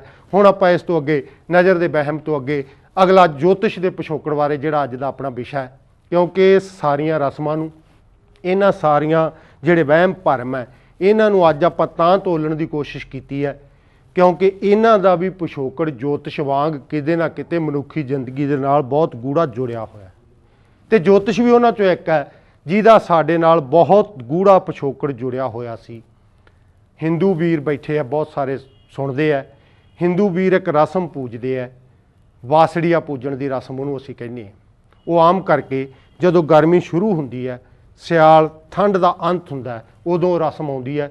ਉਸ ਰਸਮ ਅਨੁਸਾਰ ਅਸੀਂ ਰਾਤ ਦੀ ਰਿੰਨੀ ਹੋਈ ਚੀਜ਼ ਦੂਜੇ ਦਿਨ ਖਾਣੀ ਹੁੰਦੀ ਹੈ। ਉਸ ਤੋਂ ਬਾਅਦ ਉਹ ਸਾਰੇ ਸਮਾਜ ਨੇ ਕਾਟਾ ਮਾਰ ਦੇਣਾ ਹੁੰਦਾ ਵੀ ਅੱਜ ਤੋਂ ਬਾਅਦ ਰਾਤ ਦੀ ਰਿੰਨੀ ਹੋਈ ਚੀਜ਼ ਦੂਜੇ ਦਿਨ ਨਹੀਂ ਖਾਣੀ। ਹੁਣ ਸਾਡੇ ਉਹਨਾਂ ਪੁਰਾਤਨ ਲੋਕਾਂ ਨੂੰ ਨਾ ਦਿਨਾਂ ਦੇ ਨਾਮਾਂ ਦਾ ਪਤਾ ਹੈ, ਨਾ ਮਹੀਨਿਆਂ ਦੀ ਜਾਣਕਾਰੀ ਹੈ, ਨਾ ਹੀ ਉਹਨਾਂ ਨੂੰ ਰੁੱਤਾਂ ਦੀ ਜਾਣਕਾਰੀ ਹੈ। ਫਿਰ ਜਾਣਕਾਰੀ ਉਹਨਾਂ ਨੂੰ ਕਾਹਦੀ ਹੈ? ਸਿਰਫ ਇੱਕ ਰਸਮ ਦੀ। ਉਸ ਰਸਮ ਨੂੰ ਪਿੰਡ ਦਾ ਉਹ ਮੁਖੀ, ਪਿੰਡ ਦਾ ਉਹ ਆਗੂ, ਪਿੰਡ ਦਾ ਉਹ ਜੋਤਸ਼ੀ ਆਪਦੇ ਉਸ ਚੰਦਰ ਮਹੀਨਿਆਂ ਜਾਂ ਸੂਰਜ ਮਹੀਨਿਆਂ ਦੇ ਅਨੁਸਾਰ ਲੋਕਾਂ ਨੂੰ ਦੱਸਦਾ ਹੁੰਦਾ ਸੀ ਕਿ ਹੁਣ ਗਰਮੀ ਇੰਨੀ ਵੱਧ ਗਈ ਵੀ ਅੱਜ ਤੋਂ ਬਾਅਦ ਜੇਕਰ ਰਾਤ ਦਾ ਰੱਖੀ ਹੋਈ ਚੀਜ਼ ਤੁਸੀਂ ਦੂਜੇ ਦਿਨ ਖਾਵੋਗੇ ਤਾਂ ਬਿਮਾਰ ਹੋ ਸਕਦੇ ਹੈ। ਉਸ ਰਸਮ ਅਨੁਸਾਰ ਲੋਕਾਂ ਨੂੰ ਤੰਦਰੁਸਤ ਰੱਖਣਾ ਛੁਪਿਆ ਹੋਇਆ ਸੀ ਵਿੱਚ। ਹੁਣ ਮਹੀਨਿਆਂ ਤੇ ਦਿਨਾਂ ਦੀ ਜਾਣਕਾਰੀ ਨਾ ਹੋਣ ਕਰਕੇ ਦੱਸਣ ਦਾ ਢੰਗ ਰਸਮ ਰਾਹੀਂ ਸੀ। ਇਹੀ ਇਹ ਅਧਿਆਤਮਵਾਦੀ ਵਿਚਾਰਧਾਰਾ ਇਹਦੇ ਬਾਰੇ ਦੱਸਦੀ ਹੈ। ਪਰ ਜੇਕਰ ਆਪਾਂ ਇਤਿਹਾਸਕਾਰਾਂ ਦੇ ਨਜ਼ਰੀਏ ਅਨੁਸਾਰ ਦੇਖੀਏ ਤਾਂ ਇਤਿਹਾਸਕਾਰ ਦੱਸਦੇ ਹੈ ਕਿ ਜੋਤਿਸ਼ ਦਾ ਹੋਰ ਵੀ ਬਹੁਤ ਕੁਝ ਇਹਦੇ ਨਾਲ ਜੁੜਿਆ ਹੋਇਆ, ਸਾਡੀਆਂ ਪੁਰਾਣੀਆਂ ਰਸਮਾਂ ਦੇ ਨਾਲ ਜੁੜਿਆ ਹੋਇਆ। ਉਹਨਾਂ ਨੇ ਇਹ ਗੱਲ ਦੱਸੀ ਹੈ ਕਿ ਜਦੋਂ ਸਾਉਣ ਭਾਦੋਂ ਦੇ ਵਿੱਚ ਜ਼ਿਮੀਂਦਾਰ ਆਪਣੀ ਜ਼ਮੀਨ ਨੂੰ ਵਾਹੁੰਦਾ ਸੀ, ਜ਼ਮੀਨ ਨੂੰ ਵਾਹ ਕੇ ਉਹਦੇ 'ਤੇ ਸੁਹਾਗਾ ਫੇਰ ਕੇ ਰੱਖ ਦਿੰਦਾ ਸੀ। 2-3 ਮਹੀਨੇ ਬਾਅਦ ਉਸ ਨੂੰ ਬੀਜਣ ਦਾ ਸਮਾਂ ਆਉਂਦਾ ਸੀ, ਪਰ ਉਹਨਾਂ ਨੂੰ ਦਿਨਾਂ ਦੀ ਗਿਣਤੀ ਜਾਂ ਮਹੀਨਿਆਂ ਦੀ ਗਿਣਤੀ ਜਾਂ ਸਮੇਂ ਦੀ ਜਾਣਕਾਰੀ ਨਾ ਹੋਣ ਕਰਕੇ ਉਹ ਜੋਤਸ਼ੀ ਜੀ ਤੋਂ, ਪਿੰਡ ਦੇ ਤੋਂ ਪੁੱਛਣ ਜਾਂਦੇ ਸੀ ਕਿ ਪੰਡਤ ਜੀ ਕਿ ਕਣਕ ਬੀਜਣ ਦਾ ਸਮਾਂ ਆ ਗਿਆ, ਮੈਂ ਕਣਕ ਬੀਜਦੇ ਹਾਂ। ਫਿਰ ਉਹ ਆਪਣੀ ਪੱਤਰੀ ਖੋਲ੍ਹ ਕੇ ਦੱਸਦਾ ਹੁੰਦਾ ਸੀ ਸਮੇਂ ਦਾ ਅਨੁਮਾਨ ਲਾ ਕੇ ਵੀ ਹਾਂ ਸਮਾਂ ਆ ਗਿਆ, ਤੂੰ ਭਾਈ ਇਹ ਬਿਜਾਈ ਕਰ ਸਕਦਾ ਹੈ। ਮਤਲਬ ਉਹਨੂੰ ਪਤਾ ਸੀ ਵੀ ਕੱਤੇ ਦਾ ਮਹੀਨਾ ਚੜ੍ਹ ਗਿਆ, ਕਣਕ ਦੀ ਬਿਜਾਈ ਸ਼ੁਰੂ ਹੋ ਗਈ। ਸਾਡੇ ਆਮ ਨੂੰ ਇਹ ਗੱਲ ਨਹੀਂ ਸੀ ਪਤਾ ਹੁੰਦੀ। ਇਸੇ ਤਰ੍ਹਾਂ ਜੋਤਿਸ਼ ਦੇ ਪਿਛੋਕੜ ਦੀ ਆਪਾਂ ਹੋਰ ਗੱਲ ਕਰੀਏ, ਜੇਕਰ ਅੱਜ ਦੇ ਜੋਤਿਸ਼ ਨੂੰ ਵੇਖਦੇ ਹਾਂ ਤੇ ਟੋਟਲੀ ਸਾਡੇ ਲੁੱਟ ਦੇ ਤਰੀਕੇ ਵਜੋਂ ਇਹਨੂੰ ਵਰਤ ਰਹੇ ਆ। ਇਹਨੂੰ ਵਿਗਿਆਨਕ ਕਰਨ ਦੀ ਕੋਸ਼ਿਸ਼ ਕਰਦੇ ਆ, ਭਾਵੇਂ ਇਹਦੀ ਕਦੇ ਜ਼ਿੰਦਗੀ 'ਚ ਲੋੜ ਸੀ, ਪਰ ਅੱਜ ਸਾਨੂੰ ਆਪਦੀਆਂ ਜਨਮ ਤਰੀਕਾਂ ਦੀ, ਆਪਦੇ ਸਾਰੇ ਕਾਸੇ ਦੀ, ਸਾਡੇ ਬੱਚਿਆਂ ਦੇ ਜੰਮਣ ਦਾ, ਸਾਨੂੰ ਗਰਮੀ ਦਾ, ਸਾਨੂੰ ਝੱਖੜਾਂ ਦਾ, ਸਾਨੂੰ ਹਨੇਰੀਆਂ ਦਾ, ਸਾਡੇ ਮੌਸਮ ਵਿਗਿਆਨੀ ਸਾਰਾ ਕੁਝ ਦੱਸਦੇ ਆ। ਪਰ ਇਹਨਾਂ ਦੀ ਲੱਤ ਅਸੀਂ ਫਿਰ ਵੀ ਵਿੱਚੋਂ ਨਹੀਂ ਕੱਢ ਸਕੇ। ਉਹਦਾ ਵੀ ਇੱਕ ਕਾਰਨ ਹੈ। ਆਪਾਂ ਇਸ ਤੋਂ ਅੱਗੇ ਪੜਤਾਲਣ ਦੀ ਕੋਸ਼ਿਸ਼ ਕਰਦੇ ਹਾਂ। ਪਰ ਜੋਤਿਸ਼ ਦਾ ਵਿਸ਼ਾ ਖੋਲ੍ਹਣ ਤੋਂ ਪਹਿਲਾਂ ਆਪਾਂ ਨੂੰ ਧਰਤੀ ਨੂੰ ਗੋਲ ਕਰਨਾ ਪੈਣਾ ਹੈ, ਕਿਉਂਕਿ ਪੁਰਾਤਨ ਜੋਤਿਸ਼ ਜਿੱਥੋਂ ਸ਼ੁਰੂ ਹੋਇਆ ਉਹ ਧਰਤੀ ਨੂੰ ਚਪਟੀ ਮੰਨ ਕੇ, ਸੂਰਜ ਨੂੰ ਇਹਦੇ ਦੁਆਲੇ ਘੁਮਾ ਕੇ, ਤੇ ਪਹਿਲੇ 7 ਗ੍ਰਹਿਆਂ ਜਿਹੜੇ ਨੰਗੀ ਅੱਖ ਦੇ ਨਾਲ ਵੇਖੇ ਜਾ ਸਕਦੇ ਸੀ। ਆਓ ਫਿਰ ਆਪਾਂ ਹੁਣ ਧਰਤੀ ਨੂੰ ਪਹਿਲਾਂ ਗੋਲ ਕਰ ਲਈਏ ਤਾਂ ਕਿ ਜੋਤਿਸ਼ ਨੂੰ ਸਮਝਣ 'ਚ ਆਪਾਂ ਨੂੰ ਹੋਰ ਵੀ ਸੌਖ ਰਹੇ। ਇਸ ਧਰਤੀ ਨੂੰ ਗੋਲ ਕਰਨ ਪਿੱਛੇ ਜਿਹੜੇ ਮਹਾਨ ਵਿਗਿਆਨੀਆਂ ਦਾ ਹੱਥ ਹੈ, ਉਹਨਾਂ 'ਚੋਂ ਸਾਰਿਆਂ ਨਾਲੋਂ ਪਹਿਲਾਂ ਕਾਪਰਨਿਕਸ ਨੇ 1540 ਈਸਵੀ 'ਚ ਇੱਕ ਪੇਪਰ ਲਿਖਿਆ। ਉਸ ਪੇਪਰ ਲਿਖਣ ਅਨੁਸਾਰ ਉਹਨੇ ਸਮੇਂ ਦਾ ਜਿਹੜਾ ਰਹਿਬਰ ਸੀ, ਸਮੇਂ ਦਾ ਜਿਹੜਾ ਆਗੂ ਸੀ, ਉਹਨੂੰ ਇਹ ਚੈਲੰਜ ਕੀਤਾ ਸੀ ਕਿ ਪੋਪ ਜੀ ਮੈਨੂੰ ਤਾਂ ਧਰਤੀ ਗੋਲ ਲੱਗਦੀ ਹੈ। ਉਹ ਪੋਪ ਜਿਹੜਾ ਕਿ ਉਦੋਂ ਸਮੇਂ ਦਾ ਅਧਿਆਤਮਕ ਗੁਰੂ ਸੀ, ਉਹ ਕਹਿੰਦਾ ਉਹ ਕਾਪਰਨਿਕਸਾ ਇਹ ਏਡੀ ਛੇਤੀ ਗੋਲ ਹੋਣ ਵਾਲੀ ਨਹੀਂ। ਸਾਡੀ ਬਾਈਬਲ ਦੇ ਵਿੱਚ ਲਿਖਿਆ ਹੋਇਆ ਹੈ ਧਰਤੀ ਚਪਟੀ ਹੈ, ਜਦੋਂ ਕਿ ਬਾਈਬਲ ਸ਼ਬਦ ਪ੍ਰਮਾਣ ਦਾ ਮਸਲਾ ਹੈ। ਇੱਥੇ ਸ਼ਬਦ ਪ੍ਰਮਾਣ ਨੂੰ ਆਪਾਂ ਸਮਝ ਲਈਏ। ਸ਼ਬਦ ਪ੍ਰਮਾਣ ਕੀ ਹੈ? ਤਿੰਨ ਕਿਸਮ ਦੇ ਪ੍ਰਮਾਣ ਹੁੰਦੇ ਆ, ਅਨੁਮਾਨ ਪ੍ਰਮਾਣ, ਪ੍ਰਤੱਖ ਪ੍ਰਮਾਣ ਤੇ ਸ਼ਬਦ ਪ੍ਰਮਾਣ। ਅਨੁਮਾਨ ਪ੍ਰਮਾਣ ਉਹ ਹੁੰਦਾ ਹੈ ਵੀ ਕਿਤੇ ਅੱਗ ਲੱਗੀ ਹੈ, ਧੂਆਂ ਨਿਕਲਦਾ, ਧੂਏ ਨਿਕਲਦੇ ਤੋਂ ਹੀ ਅਸੀਂ ਅਨੁਮਾਨ ਲਾ ਲੈਂਦੇ ਹਾਂ ਵੀ ਉੱਥੇ ਅੱਗ ਲੱਗੀ ਹੈ। ਪ੍ਰਤੱਖ ਪ੍ਰਮਾਣ ਉਹ ਹੁੰਦਾ ਹੈ 2 ਤੇ 2 4 ਇੱਥੇ ਹੈ, 2 ਤੇ 2 4 ਹੀ ਚੰਦ ਤੇ ਜਾ ਕੇ ਹੋਣਗੇ। ਤੇ ਇਸੇ ਤਰ੍ਹਾਂ ਜੇ ਦੋ ਗੈਸਾਂ ਨੂੰ ਰਲਾ ਕੇ ਪਾਣੀ ਬਣਾਉਨੇ ਆ ਤਾਂ ਉਹ ਇੱਥੇ ਵੀ ਉਹਦਾ ਮਿਸ਼ਰਣ ਉਹੀ ਚੱਲੂਗਾ ਤੇ ਉੱਥੇ ਜਾ ਕੇ ਵੀ ਉਹੀ ਚੱਲੂਗਾ। ਇਹ ਹੁੰਦਾ ਪ੍ਰਤੱਖ ਪ੍ਰਮਾਣ। ਪਰ ਜਿਹੜੀ ਸ਼ਬਦ ਪ੍ਰਮਾਣ ਦੀ ਗੱਲ ਹੈ, ਇਹਨੂੰ ਆਪਣਾ ਸਮਝਣਾ ਬਣਦਾ ਹੈ। ਸ਼ਬਦ ਪ੍ਰਮਾਣ ਸਾਡੇ ਧਾਰਮਿਕ ਉਹਨਾਂ ਰਹਿਬਰਾਂ ਅਨੁਸਾਰ ਜਿੰਨੇ ਵੀ ਧਰਮ ਦੇ ਗ੍ਰੰਥ ਹੈ ਲਿਖੇ ਗਏ ਹੈ, ਉਹਨਾਂ ਦੇ ਵਿੱਚ ਜੋ ਕੁਝ ਵੀ ਲਿਖਿਆ ਗਿਆ ਹੈ, ਹਰ ਧਰਮ ਦੇ ਆਗੂ ਦਾ ਇਹ ਇੱਕੋ ਹੀ ਕਹਿਣਾ ਹੈ ਵੀ ਉਹਦੇ 'ਚ ਜੋ ਕੁਝ ਵੀ ਲਿਖਿਆ ਗਿਆ ਉਹ ਬਦਲਣ ਯੋਗ ਨਹੀਂ। ਪਰ ਕਾਪਰਨਿਕਸ ਨੇ ਹਿੰਮਤ ਕੀਤੀ, 1540 'ਚੋਂ ਲਿਖਿਆ ਹੋਇਆ ਪੇਪਰ ਜਦੋਂ ਪੋਪ ਨੂੰ ਦਿਖਾਇਆ ਤੇ ਪੋਪ ਨੇ ਆ ਸ਼ਬਦ ਪ੍ਰਮਾਣ ਦਾ ਰੌਲਾ ਪਾ ਕੇ ਜਦੋਂ ਦੱਸਿਆ ਤੇ ਨਾਲ ਦੇ ਵਿਗਿਆਨੀਆਂ ਨੇ ਕਾਪਰਨਿਕਸ ਦੀ ਬਾਂਹ ਫੜ ਲਈ। ਉਹ ਆਂਦੇ, ਉਹ ਮਿੱਤਰਾ ਐਡੀ ਛੇਤੀ ਇਹ ਮੰਨਣ ਵਾਲੇ ਨਹੀਂ, ਇਹਨਾਂ ਲੋਕਾਂ ਦਾ ਦਬਦਬਾ ਬੜਾ ਕਰੜਾ ਹੈ, ਆ ਜਾ ਆਪਾਂ ਹੋਰ ਸਬੂਤ ਇਕੱਠੇ ਕਰਕੇ ਲਿਆਈਏ, ਫਿਰ ਇਹਨਾਂ ਨੂੰ ਦੱਸਾਂਗੇ ਧਰਤੀ ਸੱਚੀਓ ਹੀ ਗੋਲ ਹੈ। ਉਹ ਹੋਰ ਸਬੂਤ ਇਕੱਠੇ ਕਰਨ ਲੱਗ ਗਏ। ਪਰ ਇਕੱਠੇ ਕਰਦਿਆਂ 1542 ਈਸਵੀ ਵਿੱਚ ਕਾਪਰਨਿਕਸ ਦੀ ਮੌਤ ਹੋ ਗਈ। ਕਾਪਰਨਿਕਸ ਦੀ ਮੌਤ ਤੋਂ ਬਾਅਦ ਉਹੀ ਮਸਲਾ ਬਰੂਨੋ ਨੇ ਚੱਕਿਆ। ਨੌਜਵਾਨ ਸੀ, ਬੜਾ ਬੇਬਾਕ ਮੁੰਡਾ ਸੀ, ਲੋਕਾਂ 'ਚ ਜਾ ਕੇ ਬਹਿਸ ਕਰਦਾ ਸੀ। ਉਹਨੇ ਜਦੋਂ ਕਾਪਰਨਿਕਸ ਦੀ ਉਸ ਵਿਚਾਰਧਾਰਾ ਨੂੰ ਚੱਕਿਆ ਦਾ, ਪੋਪ ਜੀ ਮੈਨੂੰ ਵੀ ਧਰਤੀ ਗੋਲ ਲੱਗਦੀ ਹੈ। ਉਹ ਆਂਦਾ, ਉਹ ਇੱਕ ਆਇਆ ਸੀ ਅੱਗੇ ਉਹ ਕਹਿੰਦਾ ਸੀ ਗੋਲ ਹੈ। ਅਸੀਂ ਉਹਨੂੰ ਕਿਹਾ ਸੀ ਇਹ ਸਾਡੇ ਸ਼ਬਦ ਪ੍ਰਮਾਣ ਦਾ ਮਸਲਾ ਹੈ, ਸਾਡੀ ਬਾਈਬਲ 'ਚ ਜੋ ਕੁਝ ਲਿਖਿਆ ਭਗਵਾਨ ਦਾ ਆਪ ਲਿਖਿਆ, ਕਦੇ ਵੀ ਝੂਠਾ ਸਾਬਤ ਨਹੀਂ ਹੋ ਸਕਦਾ। ਤੂੰ ਇਹ ਜੇਕਰ ਵਿਚਾਰ ਇਹ ਆਪਦੇ ਲਿਆਉਣਾ ਤਾਂ ਸਾਨੂੰ ਸਾਬਤ ਕਰਕੇ ਵਿਖਾ, ਤੂੰ ਕਿਵੇਂ ਧਰਤੀ ਨੂੰ ਗੋਲ ਕਹਿਣਾ। 3 ਮਹੀਨੇ ਦਾ ਬਰੂਨੋ ਨੂੰ ਸਮਾਂ ਦਿੱਤਾ। 3 ਮਹੀਨੇ ਬਾਅਦ ਫਿਰ 3 ਮਹੀਨੇ ਦਾ ਟਾਈਮ ਮਿਲਿਆ। ਜਦੋਂ ਇਹ ਨਾ ਹੀ ਮੰਨਿਆ, ਤੀਜੀ ਵਾਰ 3 ਮਹੀਨੇ ਦਾ ਟਾਈਮ ਹੋਰ ਦੇਣ ਲੱਗੇ ਤੇ ਇਹ ਆਂਦਾ ਮੇਰੇ ਨਾਲੋਂ ਤਾਂ ਵੱਧ ਯਾਰ ਮੈਨੂੰ ਸਜ਼ਾ ਦੇਣ ਵਾਲੇ ਡਰੇ ਵੇ ਲੱਗਦੇ ਆ। ਆਂਦਾ ਮੈਂ ਤਾਂ ਗੋਲ ਹੀ ਕਹੂੰਗਾ, ਭਾਵੇਂ 6 ਮਹੀਨੇ ਹੋਰ ਦੇ ਦਿਓ, ਕਿਉਂਕਿ ਮੈਂ ਵੇਖ ਚੁੱਕਾ ਧਰਤੀ ਸੱਚੀਓ ਹੀ ਗੋਲ। ਫਿਰ ਪਤਾ ਕੀ ਹੋਇਆ?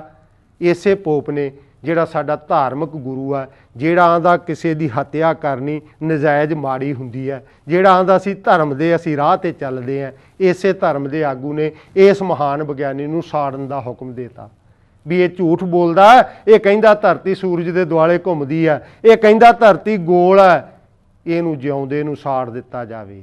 ਉਹਨੂੰ ਉਸੇ ਉਹਨਾਂ ਦੇ ਚਿੰਨ੍ਹ ਨਾਲ, ਨਿਸ਼ਾਨ ਨਾਲ ਬੰਨ੍ਹ ਕੇ ਇੱਕ ਚੌਂਕ ਦੇ ਵਿੱਚ ਅੱਗ ਲਾਈ ਗਈ। ਜਦੋਂ ਅੱਗ ਲਾਉਣ ਲੱਗੇ ਤਾਂ ਕੋਲੋਂ ਇੱਕ ਪੋਪ ਬੋਲਦਾ, ਕਹਿੰਦਾ ਓਏ ਇਹਦੀ ਜਿਉਂਦੇ ਦੀ ਜੀਭ ਕੱਟ ਦਿਓ, ਜੇ ਕਿਤੇ ਫੇਰ ਇਹਨੇ ਜਨਮ ਲਿਆ ਨਾ ਧਰਤੀ ਨੂੰ ਫੇਰ ਗੋਲ ਕਹੂ, ਆਪਾਂ ਨੂੰ ਫੇਰ ਵਕਤ ਪਾਊ, ਇਹਦੀ ਜੀਭ ਕੱਟ ਦਿਓ ਤਾਂ ਕਿ ਅਗਲੇ ਜਨਮ 'ਚ ਕਿਤੇ ਗੂੰਗਾ ਹੀ ਜੰਮੇ।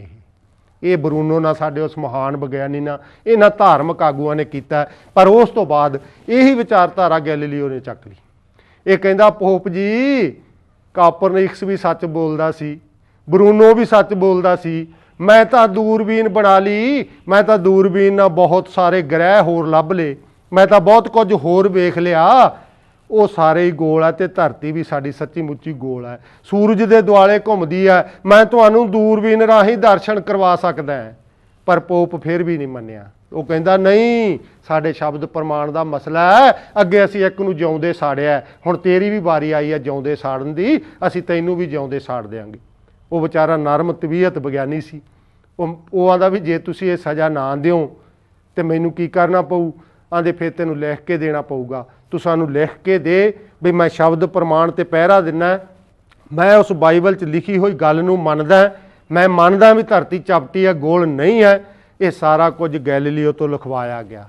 ਲਿਖਵਾਉਣ ਤੋਂ ਬਾਅਦ ਉਹਨਾਂ ਨੇ ਵਿਚਾਰ ਵਟਾਂਦਰਾ ਕੀਤਾ ਕਿ ਹੁਣ ਇਹਨੂੰ ਮਾफ़ ਕਰ ਦਿੱਤਾ ਜਾਵੇ। ਜਦੋਂ ਮਾफ़ ਕੀਤਾ, ਗੈਲੀਲੀਓ ਕਮਰੇ 'ਚੋਂ ਬਾਹਰ ਨਿਕਲਣ ਲੱਗਾ ਤੇ ਉਹ ਬੜਬੜਾਇਆ, ਆਂਦਾ ਭਾਵਾਂ ਲਿਖਵਾ ਹੀ ਲਿਆ ਪਰ ਹੈ ਤਾਂ ਗੋਲ ਹੀ। ਜਦੋਂ ਉਹਨਾਂ ਨੂੰ ਇਹ ਗੱਲ ਸੁਣੀ ਤਾਂ ਉਹਨਾਂ ਨੇ ਫੇਰ ਆਵਾਜ਼ ਮਾਰੀ, ਆਂਦੇ ਹਾਲੇ ਤੇਰੇ ਵਾਲ ਨਿਕਲੇ ਨਹੀਂ। ਫਿਰ ਉਹਨਾਂ ਨੇ ਆਪਸ ਵਿੱਚ ਹੀ ਵਿਚਾਰ ਵਟਾਂਦਰਾ ਕੀਤਾ ਵੀ ਅੱਗੇ ਆਪਾਂ ਬਰੂਨੋ ਨੂੰ ਜਿਉਂਦੇ ਸਾੜਿਆ ਸੀ। ਲੋਕਾਂ 'ਚ ਬਹੁਤ ਵੱਡੀ ਇਹ ਗੱਲ ਗਈ ਸੀ ਵੀ ਜਿਉਂਦੇ ਨਹੀਂ ਸੀ ਸਾੜਨਾ ਚਾਹੀਦਾ। ਹੁਣ ਆਪਾਂ ਇਹਦੀ ਵਿਚਾਰਧਾਰਾ ਨੂੰ ਲੋਕਾਂ 'ਚ ਜਾਣ ਤੋਂ ਰੋਕੀਏ, ਇਹਦਾ ਮੁਆਫੀਨਾਮਾ ਲੋਕਾਂ 'ਚ ਭੇਜ ਦਈਏ, ਇਹਨੂੰ ਕੈਦ ਕਰ ਦਈਏ, ਨਾ ਇਹਨੂੰ ਕਿਸੇ ਨੂੰ ਮਿਲਣ ਦਈਏ ਤੇ ਗੋਲ ਕਹੂ ਕਿਹਨੂੰ ਜਦੋਂ ਮਿਲਿਆ ਹੀ ਕੋਈ ਨਾ। ਫਿਰ ਇਹ ਸਾਡਾ ਮਹਾਨ ਵਿਗਿਆਨੀ 84 ਸਾਲ ਦਾ ਅੰਦਰੇ ਵਿਚਾਰਾ ਅੰਨਾ ਹੋਇਆ, ਅੰਦਰੇ ਵਿਚਾਰਾ ਬੋਲਾ ਹੋਇਆ, ਅੰਦਰੇ ਇੰਨੀਆਂ ਖੋਜਾਂ ਕਰਨ ਦੇ ਬਾਵਜੂਦ ਇੱਕ ਜਾਨਵਰਾਂ ਵਾਲੀ ਜ਼ਿੰਦਗੀ ਜਿਉਂ ਕੇ ਵਿਚਾਰਾ ਮਰਿਆ। ਮਰਨ ਤੋਂ ਬਾਅਦ ਵੀ ਇਹਨਾਂ ਲੋਕਾਂ ਨੇ ਉਹਨੂੰ ਮਾਫ ਨਹੀਂ ਕੀਤਾ। 3 ਕਿਸਮ ਦੀਆਂ ਕਬਰਾਂ ਹੁੰਦੀਆਂ ਸੀ, ਇੱਕ ਅਪਰਾਧੀਆਂ ਵਾਸਤੇ, ਚੋਰਾਂ ਵਾਸਤੇ, ਇੱਕ ਆਮ ਜਨ ਸਧਾਰਨ ਵਾਸਤੇ, ਇੱਕ ਰਜਵਾੜਾ ਸ਼ਾਹੀ ਵਾਸਤੇ। ਇਹ ਸਾਡੇ ਮਹਾਨ ਵਿਗਿਆਨੀ ਨੂੰ ਚੋਰਾਂ ਦੀਆਂ ਕਬਰਾਂ 'ਚ ਦੱਬਿਆ, ਕਿਉਂਕਿ ਇਹਨੇ ਕਿਹਾ ਸੀ ਧਰਤੀ ਗੋਲ ਹੈ, ਸੂਰਜ ਦੇ ਦੁਆਲੇ ਘੁੰਮਦੀ ਹੈ। ਜਦੋਂ ਚੋਰਾਂ ਦੀਆਂ ਕਬਰਾਂ 'ਚ ਦੱਬਿਆ, 400 ਸਾਲ ਬਾਅਦ ਉਸ ਪੋਪ ਨੂੰ ਜਦੋਂ ਵਿਗਿਆਨੀਆਂ ਨੇ ਜਾ ਘੇਰਿਆ, ਦੇ ਪੋਪ ਜੀ ਆ ਜਾਓ ਸਾਡੇ ਨਾਲ, ਹੁਣ ਜਹਾਜ਼ 'ਚ ਬੈਠੋ, ਜਹਾਜ਼ ਬਣ ਗਿਆ, ਦੱਸੋ ਤੁਸੀਂ ਇੱਧਰ ਦੀ ਅਮਰੀਕਾ ਨੂੰ ਜਾਣਾ ਕਿ ਇੱਧਰ ਦੀ ਜਾਣਾ, ਤੁਹਾਨੂੰ ਜਹਾਜ਼ 'ਚ ਬਿਠਾ ਕੇ ਅਸੀਂ ਦਿਖਾਈਏ ਧਰਤੀ ਸੱਚੀਓ ਹੀ ਗੋਲ ਹੈ।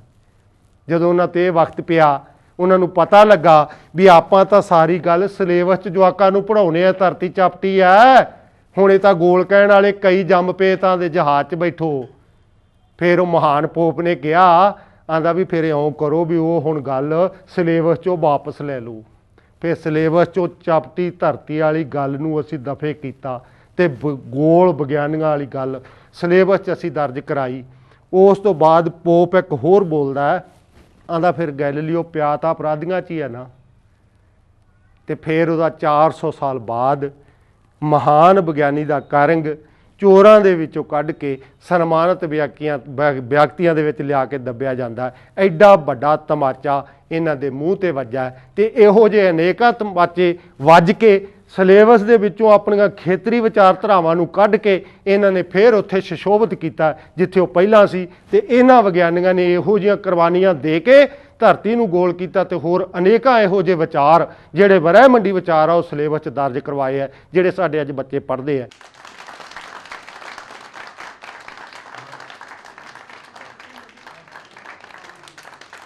ਕਾਪਰਨਿਕਸ ਦੀ ਆਪਾਂ ਗੱਲ ਕੀਤੀ ਹੈ। ਇੱਥੇ ਸਾਡੇ ਪੰਜਾਬ 'ਚ, ਅਸੀਂ ਪੰਜਾਬ ਦੇ ਵਾਸੀ ਹਾਂ, ਪੰਜਾਬ 'ਚ ਸਿੱਖ ਧਰਮ ਦਾ ਬੋਲਬਾਲਾ ਹੈ। ਸਾਡੇ ਆਗੂ ਸ਼੍ਰੀ ਗੁਰੂ ਨਾਨਕ ਦੇਵ ਜਿਨ੍ਹਾਂ ਨੇ ਸਿੱਖ ਧਰਮ ਦੀ ਬੁਨਿਆਦ ਰੱਖੀ ਹੈ। ਮੈਂ ਇੱਥੇ ਯਾਦ ਦਵਾ ਦਿਆਂ ਤੁਹਾਨੂੰ ਯਾਦ ਰੱਖਣ ਵਾਸਤੇ ਵੀ ਕਾਪਰਨਿਕਸ ਅਤੇ ਗੁਰੂ ਨਾਨਕ ਦੇਵ ਬਿਲਕੁਲ ਸਮਕਾਲੀ ਹੈ। ਗੁਰੂ ਨਾਨਕ ਦੇਵ ਜੀ ਦਾ ਜਨਮ 1469 ਈਸਵੀ 'ਚ ਹੋਇਆ, ਕਾਪਰਨਿਕਸ ਦਾ ਜਨਮ 1472 ਈਸਵੀ 'ਚ ਹੋਇਆ। 1539 ਈਸਵੀ 'ਚ ਜੋਤੀ ਜੋਤ ਸਮਾਏ ਹੈ ਗੁਰੂ ਨਾਨਕ ਦੇਵ, ਅਤੇ 1542 ਈਸਵੀ ਸਾਡਾ ਇਹ ਮਹਾਨ ਵਿਗਿਆਨੀ ਸਾਡੇ ਕੋਲੋਂ ਗਿਆ। ਇਸੇ ਤਰ੍ਹਾਂ ਜੇਕਰ ਆਪਾਂ ਦੇਖੀਏ ਤਾਂ ਪੱਛਮ 'ਚ ਉਦੋਂ ਪੁਨਰ ਜਾਗਰਤੀ ਦੀ ਲਹਿਰ ਚੱਲੀ ਹੈ 1450 ਈਸਵੀ ਤੋਂ ਲੈ ਕੇ 1730 ਈਸਵੀ ਤੱਕ, ਜਿਹੜਾ ਨਿਊਟਨ ਦੇ ਨਿਯਮਾਂ ਤੱਕ ਉਹ ਸਾਰੀ ਪੁਨਰ ਜਾਗਰਤੀ ਦੀ ਲਹਿਰ ਪੱਛਮ 'ਚ ਚੱਲੀ ਹੈ। ਪਰ ਸਾਡੇ ਉਦੋਂ ਸਿੱਖ ਧਰਮ ਦਾ ਜਿਹੜਾ ਸਾਰਾ ਕਾਲ ਹੈ ਉਹ ਆਇਆ।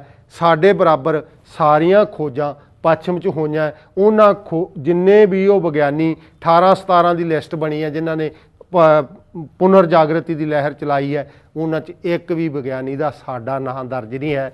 ਇਹ ਵੀ ਸਾਨੂੰ ਸੋਚਣਾ ਬਣਦਾ ਵੀ ਜੇਕਰ ਇੱਥੇ ਵਿਗਿਆਨੀ ਅਸੀਂ ਪੈਦਾ ਨਹੀਂ ਕਰ ਸਕੇ, ਸਾਡੀ ਸਿੱਖਿਆ ਨੀਤੀ 'ਚ ਨੁਕਸ ਸੀ, ਸਾਡੇ 'ਚ ਨੁਕਸ ਸੀ, ਸਾਡੇ ਆਗੂਆਂ 'ਚ ਨੁਕਸ ਸੀ, ਸਾਡੇ ਸਿਲੇਬਸ 'ਚ ਨੁਕਸ ਸੀ, ਸਾਡੇ ਨੁਕਸ ਕਿੱਥੇ ਪਿਆ ਸੀ? ਕਿਉਂਕਿ ਅਸੀਂ ਵਿਗਿਆਨੀ ਪੈਦਾ ਨਹੀਂ ਕਰ ਸਕੇ।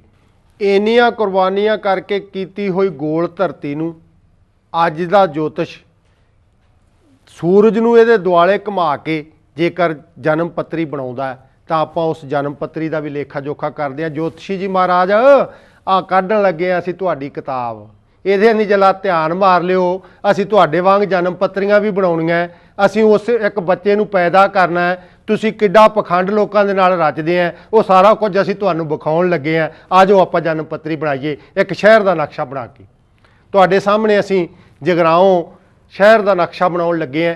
ਆਮ ਕਰਕੇ ਇਹਦਾ ਸਾਰਾ ਕੁਝ ਲਿਖਿਆ ਹੋਇਆ ਹੀ ਆ, ਪਰ ਕਈ ਵਾਰੀ ਟੀਵੀ ਸਕਰੀਨ 'ਤੇ ਨਜ਼ਰ ਨਹੀਂ ਆਉਂਦਾ। ਮੈਂ ਉਹ ਵੀ ਤੁਹਾਨੂੰ ਥੋੜ੍ਹਾ ਜਿਹਾ ਦੱਸ ਦਿਆਂ।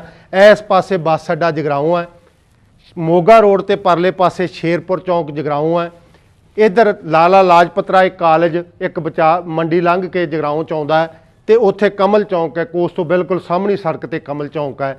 ਕਮਲ ਚੌਂਕ ਤੋਂ ਵਾਪਸ ਫਿਰ ਆਪਾਂ ਬੱਸ ਅੱਡੇ ਨੂੰ ਜਾਂਦੇ ਹਾਂ ਜਿੱਥੋਂ ਦੀ ਰੇਲਵੇ ਪੁਲ ਬਣਿਆ ਹੋਇਆ ਹੈ। ਇਸ ਸਾਰੇ ਕਾਸੇ ਦੇ ਵਿਚਾਲੇ ਰੇਲਵੇ ਸਟੇਸ਼ਨ ਹੈ ਜਿੱਥੇ ਆਪਾਂ ਇੱਕ ਬੱਚੇ ਨੂੰ ਪੈਦਾ ਕਰਨਾ, ਉਸ ਬੱਚੇ ਦੀ ਆਪਾਂ ਜਨਮ ਪੱਤਰੀ ਬਣਾਉਣੀ ਹੈ। ਇਹਨਾਂ ਜੋਤਸ਼ੀਆਂ ਦੇ ਅਨੁਸਾਰ ਆਪਾਂ ਸਾਰਾ ਕੁਝ ਕਰਨਾ ਤਾਂ ਕਿ ਇਹਨਾਂ ਦੇ ਝੂਠ ਨੂੰ ਆਪਾਂ ਬਿਲਕੁਲ ਨੰਗਾ ਕਰ ਸਕੀਏ, ਸਧਾਰਨ ਲੋਕ ਵੀ ਇਹ ਸਮਝ ਸਕਣ ਵੀ ਸਾਡੇ ਨਾਲ ਕਿੱਡਾ ਪਖੰਡ ਕਰਦੇ ਆ ਇਹ ਲੋਕ।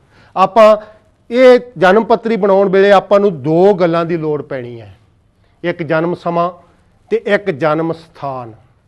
ਹੁਣ ਜਨਮ ਸਮਾਂ ਇਹਦਾ ਰੇਲਵੇ ਸਟੇਸ਼ਨ ਤੇ ਜਿਹੜਾ ਜੰਮਣ ਦਾ, ਆਪਾਂ ਪਹਿਲਾਂ ਸਮੇਂ ਨੂੰ ਤੱਕੜੀ 'ਚ ਪਾਈਏ ਵੀ ਸਮਾਂ ਕੀ ਠੀਕ ਹੋ ਸਕਦਾ।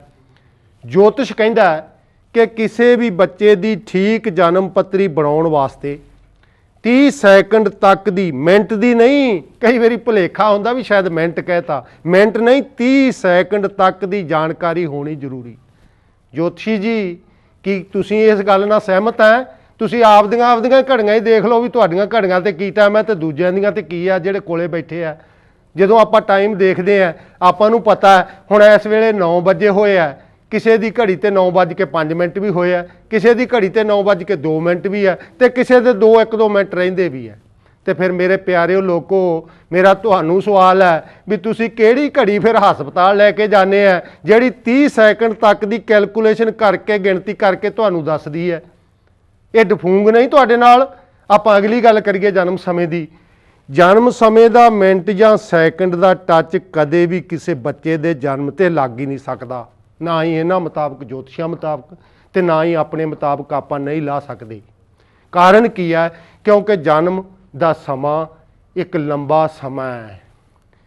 ਬੱਚਾ ਮਾਂ ਦੇ ਪੇਟ ਚੋਂ ਬਾਹਰ ਆਉਂਦਾ, ਉਸ ਤੋਂ ਬਾਅਦ ਨਾੜੂਆ ਕੱਟਿਆ ਜਾਂਦਾ ਹੈ, ਉਸ ਤੋਂ ਬਾਅਦ ਸਾਹ ਕਿਰਿਆ ਚਾਲੂ ਹੁੰਦੀ ਹੈ। ਤੁਸੀਂ ਕਿਹਨੂੰ ਜਨਮ ਕਹੋਗੇ ਜੋਤਸ਼ੀ ਜੀ? ਤੁਹਾਡੀਆਂ ਸਾਰੀਆਂ ਕਿਤਾਬਾਂ ਇਹਦੇ ਤੇ ਪਾਟੋ ਧਾੜ ਹੋਈਆਂ, ਮੈਂ ਪੜ੍ਹੀਆਂ ਖੁਦ। ਕੁਝ ਕਹਿੰਦੀਆਂ ਅੰਗ ਬਾਹਰ ਆਏ ਤੋਂ ਜਨਮ ਗਿਣਿਆ ਜਾਊ, ਕੁਝ ਜੋਤਸ਼ੀ ਕਹਿੰਦੇ ਆ ਨਾੜੂਆ ਕੱਟਣ ਨੂੰ ਅਸੀਂ ਤਾਂ ਜਨਮ ਗਿਣਾਂਗੇ, ਤੇ ਤੀਜਾ ਕਹਿੰਦਾ ਮੈਂ ਤਾਂ ਸਾਹ ਕਿਰਿਆ ਚੱਲਣ ਨੂੰ ਜਨਮ ਗਿਣੂਗਾ, ਨਾੜੂਆ ਤਾਂ ਮਰੇ ਦਾ ਵੀ ਕੱਟਣਾ ਪੈਣਾ ਹੈ। ਤੇ ਤੁਸੀਂ 30 ਸੈਕਿੰਡ ਵਾਲੀ ਸਾਨੂੰ ਗੱਲ ਤਾਂ ਲਾਗੂ ਕਰਕੇ ਵਿਖਾਓ। ਇਹਨਾਂ ਤਿੰਨਾਂ ਕਿਰਿਆਵਾਂ 'ਚ 3-4 ਮਿੰਟ ਦਾ ਅੰਤਰ ਹੈ, ਤੁਸੀਂ ਕਿੱਥੇ ਲਾਗੂ ਕਰੋਗੇ? ਸਾਨੂੰ ਟੱਚ ਲਾ ਕੇ ਵਿਖਾਓ ਤੇ ਮੈਂ ਤੁਹਾਨੂੰ ਤੁਹਾਡੀਆਂ ਕਿਤਾਬਾਂ ਵਿਖਾਉਣਾ ਜਿਹੜੀਆਂ ਇਹ ਕਹਿੰਦੀਆਂ ਵੀ ਵੱਖਰੀ ਵੱਖਰੀ ਵਿਚਾਰਧਾਰਾ ਦਿੰਦੀਆਂ। 3-4 ਮਿੰਟ ਦਾ ਤਾਂ ਤੁਹਾਡੀ ਮੁੱਢਲੀ ਇਕਾਈ 'ਚ ਹੀ ਨੁਕਸ ਆ, ਇਹਨੂੰ ਪਹਿਲਾਂ ਲੋਟ ਕਰ ਲਓ ਕਿਰਪਾ ਕਰਕੇ। ਇੱਕ ਸਵਾਲ ਮੈਂ ਤੁਹਾਨੂੰ ਹੋਰ ਕਰਨ ਜਾ ਰਿਹਾ, ਮੇਰੇ ਪਿਆਰੇ ਲੋਕ ਜਿਹੜੇ ਤੁਹਾਨੂੰ ਮੰਨਣ ਵਾਲਿਆਂ 'ਚ ਬਹੁਤਾ ਕਰਕੇ ਸ਼ਹਿਰ ਦੇ ਲੋਕ ਵੀ ਸ਼ਾਮਲ ਹੈ। ਜਦੋਂ ਕੋਈ ਭੈਣ ਗਰਭਵਤੀ ਹੁੰਦੀ ਹੈ ਨਾ, ਡਾਕਟਰ ਉਹਨੂੰ, ਅਸੀਂ ਡਾਕਟਰ ਕੋਲੇ ਚੈੱਕਅਪ ਕਰਾਉਣ ਜਾਂਦੇ ਆ ਤਾਂ ਡਾਕਟਰ ਇੱਕ ਪੱਤਰਕਾ ਬਣਾ ਕੇ ਦਿੰਦਾ ਕਿ ਇਸ ਦਿਨ ਇਸ ਬੱਚੇ ਦਾ ਜਨਮ ਹੋਣਾ ਹੈ, ਜੇਕਰ ਇਸ ਦਿਨ ਤੱਕ ਜਨਮ ਬੱਚੇ ਦਾ ਨਹੀਂ ਹੁੰਦਾ ਤਾਂ ਤੁਸੀਂ ਹਸਪਤਾਲ ਆ ਕੇ ਦਾਖਲ ਹੋ ਜਾਣਾ ਹੈ, ਤਾਂ ਕਿ ਇਸ ਬੱਚੇ ਦਾ ਵੇਟ, ਇਸ ਬੱਚੇ ਦਾ ਵਿਆਸ ਇੰਨਾ ਨਾ ਵੱਧ ਜਾਵੇ ਵੀ ਆਪਾਂ ਨੂੰ ਨਾ ਚਾਹੁੰਦਿਆਂ ਹੋਇਆਂ ਵੀ ਆਪਰੇਸ਼ਨ ਕਰਨਾ ਪਵੇ। ਪਰ ਜਦੋਂ ਸਾਨੂੰ ਉਹ ਪੱਤਰਕਾ ਬਣਾ ਕੇ ਦਿੰਦਾ ਤਾਂ ਜਿਹੜੇ ਲੋਕ ਜੋਤਿਸ਼ ਨੂੰ ਮੰਨਦੇ ਆ ਉਹ ਉਸ ਸਾਰੀ ਤਰੀਕ ਨੂੰ ਲੈ ਕੇ ਜੋਤਸ਼ੀ ਦੇ ਦਰਵਾਜ਼ਾ ਜਾ ਖੜਕਾਉਂਦੇ ਆ ਵੀ ਜੋਤਸ਼ੀ ਜੀ ਸਾਨੂੰ ਡਾਕਟਰ ਨੇ ਆ ਸਮਾਂ ਦਿੱਤਾ ਬੱਚਾ ਪੈਦਾ ਕਰਨ ਦਾ, ਮਾੜਾ ਜਿਹਾ ਆਪਦੇ ਗ੍ਰਹਿਆਂ ਨੂੰ ਖੋਲ੍ਹ ਕੇ ਵੇਖਿਓ ਵੀ ਕਿਸੇ ਗ੍ਰਹਿ ਕੋਲੇ ਕਿਤੇ ਲਾਲ ਝੰਡਾ ਤਾਂ ਨਹੀਂ, ਸਾਰਿਆਂ ਕੋਲੇ ਹਰੇ ਹੀ ਹੈ। ਫਿਰ ਤੁਸੀਂ ਆ ਜਿਹੜਾ ਕੁਛ ਅਸੀਂ ਬਣਾਉਣ ਲੱਗੇ ਆ ਖੋਲ੍ਹ ਕੇ ਲੋਕਾਂ ਨਾਲ ਇੱਕ ਹੋਰ ਪਖੰਡ ਕਰਦੇ ਆ, ਉਸ ਪਖੰਡ ਦੀ ਮੈਂ ਤੁਹਾਡੇ ਨਾਲ ਗੱਲ ਕਰ ਲਾਂ ਵੀ ਕੀ ਤੁਸੀਂ ਉਹਨੂੰ ਜਨਮ ਮੰਨੋਗੇ? 40% ਜਨਮ ਜੇਕਰ ਆਪਾਂ ਦੇਖੀਏ ਤਾਂ ਵੱਡੇ ਆਪਰੇਸ਼ਨ ਦੇ ਨਾਲ ਹੋਣ ਦਾ ਕਾਰਨ ਸਿਰਫ ਤੇ ਸਿਰਫ ਉਹਦੇ 'ਚੋਂ ਵੱਡਾ ਹਿੱਸਾ ਜੋਤਿਸ਼ ਦਾ ਹੁੰਦਾ ਹੈ, ਪਰ 10% ਜਨਮ ਸਾਡਾ ਕੁਦਰਤੀ ਵੀ ਹੈ। ਉਹਦੇ ਮਗਰ ਮਤਲਬ ਕੁਦਰਤੀ ਤੌਰ 'ਤੇ ਇੱਕ ਇਹੋ ਜਿਹਾ ਸਾਡੇ ਸਰੀਰ ਦੇ ਵਿਆਸ ਦਾ ਵਧਣਾ ਜਿਹਦੇ ਕਰਕੇ ਉਹ 10% ਜਨਮ ਉਸ ਕਰਕੇ ਵੀ ਆਪਰੇਸ਼ਨ ਰਾਹੀਂ ਹੁੰਦੇ ਆ। ਉਹ ਕੀ ਹੈ? ਸਾਡੇ ਸਿਰ ਦਾ ਵਿਆਸ ਇਸ ਵੇਲੇ 1400 ਸੀਸੀ ਹੋ ਗਿਆ, 1400 ਕਿਊਬਿਕ ਸੈਂਟੀਮੀਟਰ ਹੋ ਗਿਆ। 600-700 ਕਿਊਬਿਕ ਸੈਂਟੀਮੀਟਰ ਤੋਂ ਵੱਧਦਾ ਹੋਇਆ ਅੱਜ 1400 ਕਿਊਬਿਕ ਸੈਂਟੀਮੀਟਰ ਤੇ ਜਾ ਵੜਿਆ। ਤੇ ਸਾਡੀ ਭੋਲੀ ਮਾਂ ਭਾਵੇਂ ਅੱਜ ਦੀਆਂ ਪੜ੍ਹੀਆਂ ਲਿਖੀਆਂ ਨੂੰ ਇਹ ਤਾਨਾ ਵੀ ਮਾਰਦੀ ਹੈ ਵੀ ਅੱਜ ਕੱਲ੍ਹ ਦੀਆਂ ਨੂੰ ਤਾਂ ਜਵਾਕ ਵੀ ਨਹੀਂ ਜੰਮਣੇ ਆਉਂਦੇ, ਹਸਪਤਾਲ ਜਾ ਕੇ ਜੰਮਦੀਆਂ। ਉਹ ਭੁੱਲ ਗਏ, ਤੈਨੂੰ ਨਹੀਂ ਪਤਾ ਇਹ ਸਾਡੇ ਸਰੀਰਕ ਢਾਂਚੇ ਦਾ ਨੁਕਸ ਹੋ ਗਿਆ। ਸਾਡੇ ਸਿਰ ਦਾ ਵਿਆਸ 1400 ਕਿਊਬਿਕ ਸੈਂਟੀਮੀਟਰ ਹੋ ਗਿਆ। ਕਈ ਵਾਰੀ ਉਹ ਮਾਂ ਦੇ ਪੇਟ 'ਚ ਇੰਨਾ ਵੱਧ ਜਾਂਦਾ ਵੀ ਉਹਨੂੰ ਮਾਂ ਕੁਦਰਤੀ ਰੂਪ 'ਚ ਬੱਚਾ ਜਨਮ ਹੀ ਨਹੀਂ ਲੈ ਸਕਦਾ। ਉਹ 10% ਕਾਰਨ ਹੈ, ਪਰ ਤੁਸੀਂ ਜਾਣਦੇ ਆ ਜੋਤਸ਼ੀ ਜੀ ਬਈ 20-25% ਕਾਰਨ ਤੁਹਾਡਾ ਹੈ ਇਹਨਾਂ ਵੱਡੇ ਆਪਰੇਸ਼ਨਾਂ ਦੇ ਮਗਰ। ਹੁਣ ਕੀ ਹੈ? ਤੁਸੀਂ ਉਸ ਔਰਤ ਨੂੰ ਇਹ ਨਹੀਂ ਸਮਝਾਉਂਦੇ ਵੀ ਬੱਚੇ ਨੂੰ ਪੂਰਾ ਜਨਮ ਲੈਣ ਦਿਓ। ਤੁਸੀਂ ਜਦੋਂ ਆਉਂਦੀ ਹੈ ਡਰੀ ਹੋਈ ਤਾਂ ਉਹ ਵਿਚਾਰੀ ਪਹਿਲਾਂ ਹੀ ਹੁੰਦੀ ਹੈ, ਉਹਨੂੰ ਹੋਰ ਡਰਾਉਂਦੇ ਆ ਵੀ ਭੁੱਲ ਗਏ ਮਾਵੇਂ ਜੇਕਰ ਤੂੰ ਬੱਚੇ ਨੂੰ ਉਦੋਂ ਪੈਦਾ ਕਰ ਲਿਆ ਨਾ ਜਦੋਂ ਡਾਕਟਰ ਨੇ ਕਿਹਾ, ਉਦੋਂ ਤਾਂ ਬੱਚਾ ਮੰਗਲੀਕ ਪੈਦਾ ਹੋਊਗਾ। ਹੁਣ ਮੰਗਲੀਕ ਇਹਨਾਂ ਨੂੰ ਕਿਹਨੇ ਦੱਸਿਆ? ਇਹ ਆਪਾਂ ਮਗਰੋਂ ਇੱਕ ਜਨਮ ਕੁੰਡਲੀ ਬਣਾਉਣੀ ਮੰਗਲੀਕ ਦੀ, ਉਹਦੇ 'ਚ ਪਤਾ ਲੱਗੂਗਾ ਵੀ ਮੰਗਲੀਕ ਬੱਚਾ ਕਿਵੇਂ ਹੁੰਦਾ। ਆਪਾਂ ਇਹਨਾਂ ਨੇ ਜਦੋਂ ਡਰਾਇਆ ਤੇ ਉਹਦਾ ਮੱਥਾ ਠਣਕਦਾ ਵੀ ਜੇਕਰ ਮੰਗਲੀਕ ਹੋਇਆ ਨਾ ਬੱਚਾ ਪੈਦਾ ਤੇ ਵਿਆਹ ਦਾ ਬੜਾ ਝੰਜਟ ਪਊ। ਫਿਰ ਉਹ ਜੋਤਸ਼ੀ ਨੂੰ ਕਹਿੰਦੀ ਹੈ, ਜੋਤਸ਼ੀ ਜੀ ਤੁਸੀਂ ਫਿਰ ਆਪਣਾ ਟਾਈਮ ਦੇ ਦਿਓ, ਜਿਹੜਾ ਟਾਈਮ ਤੁਸੀਂ ਦੱਸੋਗੇ ਅਸੀਂ ਬੱਚਾ ਹੀ ਉਦੋਂ ਪੈਦਾ ਕਰ ਲੈਂਦੇ। ਤੇ ਫਿਰ ਜੋਤਸ਼ੀ ਨੂੰ ਇਹ ਯਕੀਨ ਨਹੀਂ ਕਿ ਬੱਚਾ ਕਿਹੜੇ ਦਿਨ ਪੈਦਾ ਹੋਣਾ ਹੈ, ਜਿਹੜੇ ਦਿਨ ਪੈਦਾ ਹੋਣਾ ਮੈਂ ਉਸ ਦਿਨ ਤੱਕ ਦੀ ਉਡੀਕ ਕਰ ਲਾਂ, ਨਹੀਂ, ਕਿਉਂਕਿ ਡਾਕਟਰ ਨੇ ਦਿਨ ਗਿਣ ਕੇ ਦੱਸਿਆ ਮੱਝ ਦਾ ਬੱਚਾ ਮਾਂ ਦੇ ਪੇਟ ਦੇ ਵਿੱਚ 310 ਦਿਨ ਰਹਿੰਦਾ ਹੈ, ਗਾਂ ਦਾ ਬੱਚਾ ਆਪਦੀ ਮਾਂ ਦੇ ਪੇਟ 'ਚ 285 ਦਿਨ ਰਹਿੰਦਾ ਹੈ, ਅਸੀਂ ਆਪਦੀ ਮਾਂ ਦੇ ਪੇਟ 'ਚ 280 ਦਿਨ ਰਹਿਣਾ। ਡਾਕਟਰ ਨੇ ਪੂਰੇ 280 ਦਿਨ ਗਿਣ ਕੇ ਦੱਸਿਆ ਹੋਇਆ, ਪਰ ਜੋਤਸ਼ੀ ਉਹਦੇ ਵਿੱਚੋਂ 10-15 ਦਿਨਾਂ ਦਾ ਲਾ ਕੇ ਕੱਟ ਉਹਨੂੰ ਕਹਿੰਦੇ ਆ ਇਸ ਦਿਨਾਂ ਤੇ ਫਿਰ ਇਸ ਬੱਚੇ ਨੂੰ ਪੈਦਾ ਕਰੋ। ਇਸ ਵੇਲੇ ਸਾਰੇ ਗ੍ਰਹਿਆਂ ਕੋਲੇ ਹਰੇ ਝੰਡੇ ਹੈ। ਉਹ ਤੁਸੀਂ ਮਾਂ ਦੇ ਪੇਟ ਦੇ ਉਹਦੇ 15 ਦਿਨ ਖੋਲਿਓ ਦੋਸ਼ੀਓ, ਉਹਦੇ 15 ਦਿਨ ਉਹਨੂੰ ਸਤਮਾਹਾ ਪੈਦਾ ਕਰਨ ਦੀ ਕੋਸ਼ਿਸ਼ ਕੀਤੀ ਹੈ।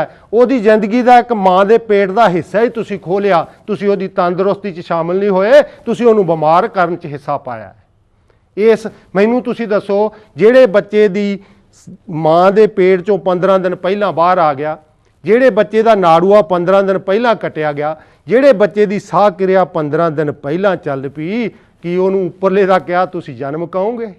ਕੀ ਕਹੋਗੇ? ਨਾਲੇ ਤਾਂ ਨੂੰ ਉਂਗਲ ਕਰ ਦਿੰਦੇ ਆ ਤੇ ਨਾਲੇ ਤੁਸੀਂ ਉਹਨੂੰ 280 ਦਿਨ ਮਾਂ ਦੇ ਪੇਟ 'ਚ ਰਹਿਣ ਵੀ ਨਹੀਂ ਦਿੱਤਾ। ਇਹ ਐਡਾ ਜ਼ਾਲਮ ਵਿਸ਼ਾ ਹੈ, ਸਾਡੇ ਮਾਂ ਦੇ ਗਰਭ 'ਚ ਵੀ ਇਹਨੇ ਦਖਲ ਦਿੱਤਾ।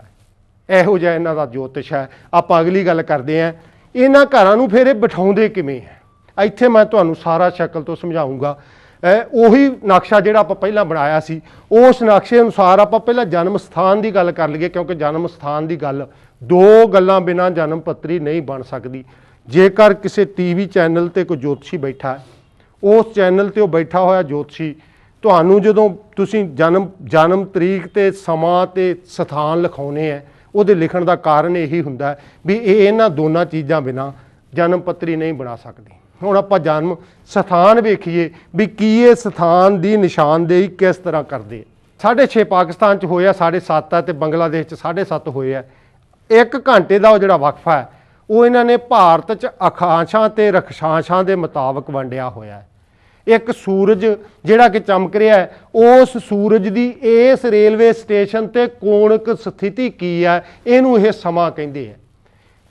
ਸੂਰਜ ਚੜ੍ਹਨ ਤੋਂ ਲੈ ਕੇ ਦੂਜੇ ਦਿਨ ਸੂਰਜ ਚੜ੍ਹਨ ਤੱਕ ਨੂੰ 24 ਘੰਟੇ ਗਿਣਦੇ ਆ, ਪਰ ਤਰੀਕ ਰਾਤ ਨੂੰ ਜੋਤਸ਼ੀਆਂ ਦੀ 12 ਵਜੇ ਹੀ ਬਦਲਦੀ ਹੈ। ਤੁਸੀਂ ਵੇਖੋ ਦਫਾੜ ਕਿੱਡਾ, ਤਰੀਕ 12 ਵਜੇ ਬਦਲੀ ਹੈ ਤੇ 24 ਘੰਟੇ ਦੂਜੇ ਦਿਨ ਜਾ ਕੇ ਸੂਰਜ ਚੜ੍ਹਨ, ਕਿਉਂਕਿ ਇਹਦੇ ਬਿਨਾਂ ਇਹਨਾਂ ਦੀ ਕੈਲਕੂਲੇਸ਼ਨ ਹੀ ਨਹੀਂ ਹੋ ਸਕਦੀ। ਕੈਲਕੂਲੇਸ਼ਨ ਕਰਨ ਦੇ ਮਾਰਿਆਂ ਨੇ ਵਿਗਿਆਨ ਦੀਆਂ ਸਾਰੀਆਂ ਸੱਚਾਈਆਂ ਨੂੰ ਖੂਹ 'ਚ ਸਿੱਟ ਕੇ ਸਿਰਫ ਆਪਦੀਆਂ ਉਹਨਾਂ ਗੱਲਾਂ ਨੂੰ ਲਾਗੂ ਕਰ ਲਿਆ ਜਿਹੜੀਆਂ ਇਹਨਾਂ ਦੀ ਕੈਲਕੂਲੇਸ਼ਨ 'ਚ ਮਦਦ ਕਰਦੀਆਂ ਸੀ। ਵੇਖੋ ਸਾਡੇ ਨਾਲ ਕਿੱਡਾ ਧੋਖਾ ਕੀਤਾ ਇਹਨਾਂ ਨੇ। ਹੁਣ ਜਨਮ ਸਥਾਨ ਦੀ ਆਪਾਂ ਗੱਲ ਕਰੀਏ, ਇਹਨਾਂ ਨੇ ਕੋਣਕ ਸਥਿਤੀ ਬਣਾ ਲਈ ਰੇਲਵੇ ਸਟੇਸ਼ਨ ਤੇ। ਜੋਤਸ਼ੀ ਜੀ ਸਾਡਾ ਸਵਾਲ ਹੈ ਤੁਹਾਨੂੰ, ਇੱਕ ਜਹਾਜ਼ ਉੱਡਦਾ ਉਸੇ ਜਗਰਾਓਂ ਤੇ, ਉਸ ਜਗਰਾਓਂ ਤੇ ਉਸ ਰੇਲਵੇ ਸਟੇਸ਼ਨ ਦੇ ਉੱਪਰ ਜਹਾਜ਼ ਆ ਗਿਆ, ਉੱਥੇ ਬੱਚਾ ਪੈਦਾ ਹੋਣਾ ਸ਼ੁਰੂ ਹੋ ਗਿਆ, ਉਹ ਜਹਾਜ਼ ਚੱਲਿਆ ਜਾਂਦਾ, ਤੁਰਿਆ ਜਾਂਦਾ, ਅਨੇਕਾਂ ਅਖਾਂਸ਼ਾਂ ਤੇ ਰਖਾਂਸ਼ਾਂ ਉਹਨੇ ਲੰਘ ਜਾਣੀਆਂ ਜਦੋਂ ਨੂੰ ਬੱਚੇ ਨੇ ਜਨਮ ਲੈਣਾ। ਤੇ ਕੀ ਧਰਤੀ ਖੜੀ ਹੈ? ਜੇ ਤੁਸੀਂ ਉਹਦੀ ਜਨਮ ਪੱਤਰੀ ਨਹੀਂ ਬਣਾ ਸਕਦੇ ਜਿਹਦੀਆਂ ਅਖਾਂਸ਼ਾਂ ਤੇ ਰਖਸ਼ਾਂਸ਼ਾਂ ਤੇ ਕੋਣਕ ਸਥਿਤੀ ਹਰ ਵੇਲੇ ਬਦਲ ਰਹੀ ਹੈ, ਤੇ ਕੀ ਇੱਥੇ ਨਹੀਂ ਬਦਲ ਰਹੀ? ਇੱਥੇ ਵੀ ਪਹਿਲਾਂ ਮਾਂ ਦੇ ਗਰਭ ਚੋਂ ਬਾਹਰ ਆਉਣ ਵੇਲੇ ਬੱਚੇ ਦੇ ਕੋਣਕ ਸਥਿਤੀ ਬਦਲੀ, ਉਸ ਤੋਂ ਬਾਅਦ ਨਾੜੂਆ ਕੱਟਣ ਵੇਲੇ ਬਦਲੀ, ਉਸ ਤੋਂ ਬਾਅਦ ਸਾਹ ਕਿਰਿਆ ਚੱਲਣ ਵੇਲੇ ਬਦਲੀ। ਤੁਸੀਂ ਸਾਡੇ ਨਾਲ ਮੇਜ਼ ਤੇ ਤਾਂ ਬੈਠੋ, ਲੋਕਾਂ ਨੂੰ ਨਾ ਗੁੰਮਰਾਹ ਕਰੋ।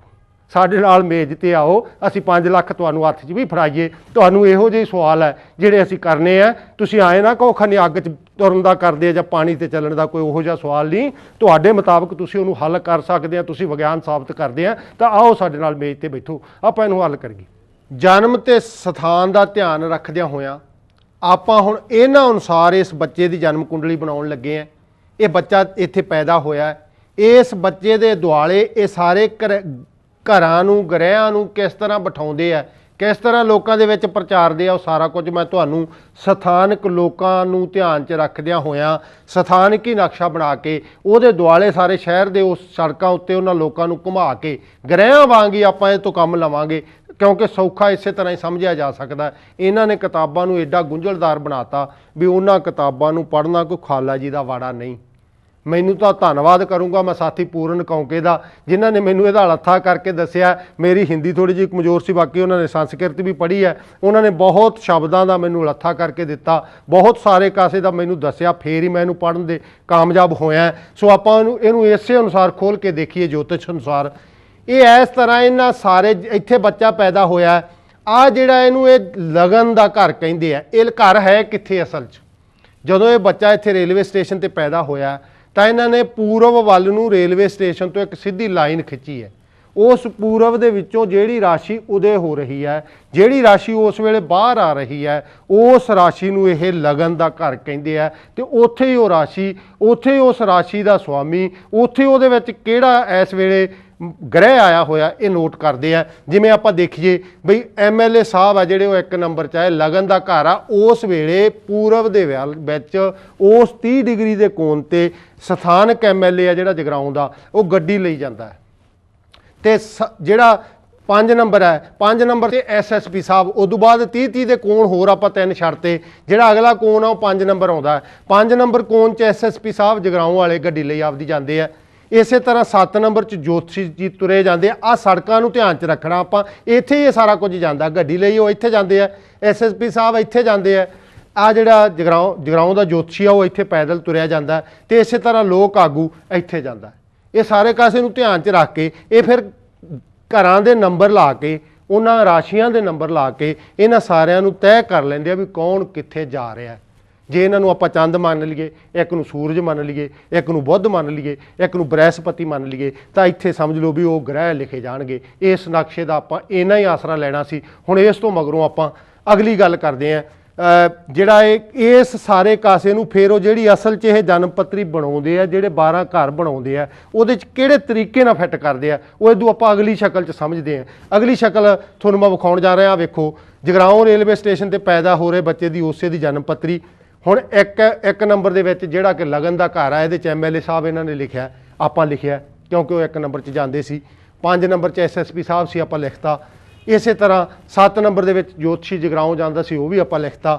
ਲੋਕ ਆਗੂ ਆ ਜਿਹੜਾ ਉਹ 11 ਨੰਬਰ 'ਚ ਜਾਂਦਾ ਸੀ, ਉਹ ਵੀ ਆਪਾਂ ਲਿਖਤਾ। ਆ ਇਹਨਾਂ ਦੇ ਉਹ 12 ਖਾਨੇ ਹੈ ਜਿਨ੍ਹਾਂ ਦੇ ਵਿੱਚ ਮੌਤ, ਜਿਨ੍ਹਾਂ ਦੇ ਵਿੱਚ ਜਨਮ, ਜਿਨ੍ਹਾਂ ਦੇ ਵਿੱਚ ਮਰਨ, ਜਿਨ੍ਹਾਂ ਦੇ ਵਿੱਚ ਤਲਾਕ, ਜਿਨ੍ਹਾਂ 'ਚ ਵਿਆਹ, ਜਿਨ੍ਹਾਂ 'ਚ ਕਿੰਨੇ ਬੱਚੇ ਹੋਣਗੇ, ਜਿਨ੍ਹਾਂ 'ਚ ਮੌਤ ਕਦੋਂ ਹੋਊਗੀ, ਮੇਜਰ ਐਕਸੀਡੈਂਟ ਹੋਊਗਾ, ਮਾਈਨਰ ਐਕਸੀਡੈਂਟ ਹੋਊਗਾ, ਪੜ੍ਹਾਈ ਕਿੰਨੀ ਕਰੂਗਾ, ਇਹ ਸਾਰਾ ਕੁਝ ਇਹਨਾਂ ਦੇ ਵਿੱਚ ਦਰਜ ਹੈ। ਇਹਨਾਂ ਮੁਤਾਬਕ ਆਪਾਂ ਹੁਣ ਅਗਲੀ ਗੱਲ ਕਰਦੇ ਹਾਂ ਜਨਮ ਪੱਤਰੀਆਂ ਦੀ। ਵੀ ਉਹ ਜਨਮ ਪੱਤਰੀਆਂ ਕੱਲੀ ਕੱਲੀ ਦਾ ਆਪਾਂ ਲੇਖਾ ਕਰਾਂਗੇ।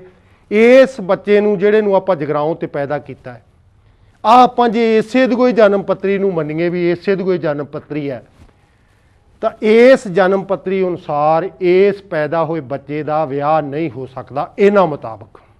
ਹੁਣ ਇਹਦੇ ਵਿਆਹ ਹੋਣ ਨਾ ਹੋਣ ਦਾ ਇਹ ਕਾਰਨ ਕੀ ਦੱਸਦੇ ਆ, ਉਹ ਵੀ ਦੇਖਦੇ ਆ ਫਰੋਲ ਕੇ ਵੀ ਇਹ ਕਾਰਨ ਅਸਲ 'ਚ ਦੱਸਦੇ ਕੀ ਹੈ। ਜਿਵੇਂ ਇਹਨਾਂ ਨੇ ਦਿਖਾਇਆ ਵੀ ਇਹਦੇ ਲਗਨ ਦੇ ਘਰ 'ਚ ਰਾਹੂ ਹੈ, 8 ਨੰਬਰ ਰਾਸ਼ੀ ਹੈ। ਇੱਥੇ ਆਪਾਂ ਨੂੰ ਯਾਦ ਕਰਨਾ ਪਊਗਾ ਵੀ ਘਰਾਂ ਦੇ ਨੰਬਰ ਪੱਕੇ ਹੀ ਹੁੰਦੇ ਆ। ਘਰ 1 2 3 4 ਇਸ ਤਰ੍ਹਾਂ ਹੀ ਚੱਲਣਗੇ, ਪਰ ਜਿਹੜਾ ਰਾਸ਼ੀਆਂ ਉਹ ਘੁੰਮਦੀਆਂ ਰਹਿੰਦੀਆਂ।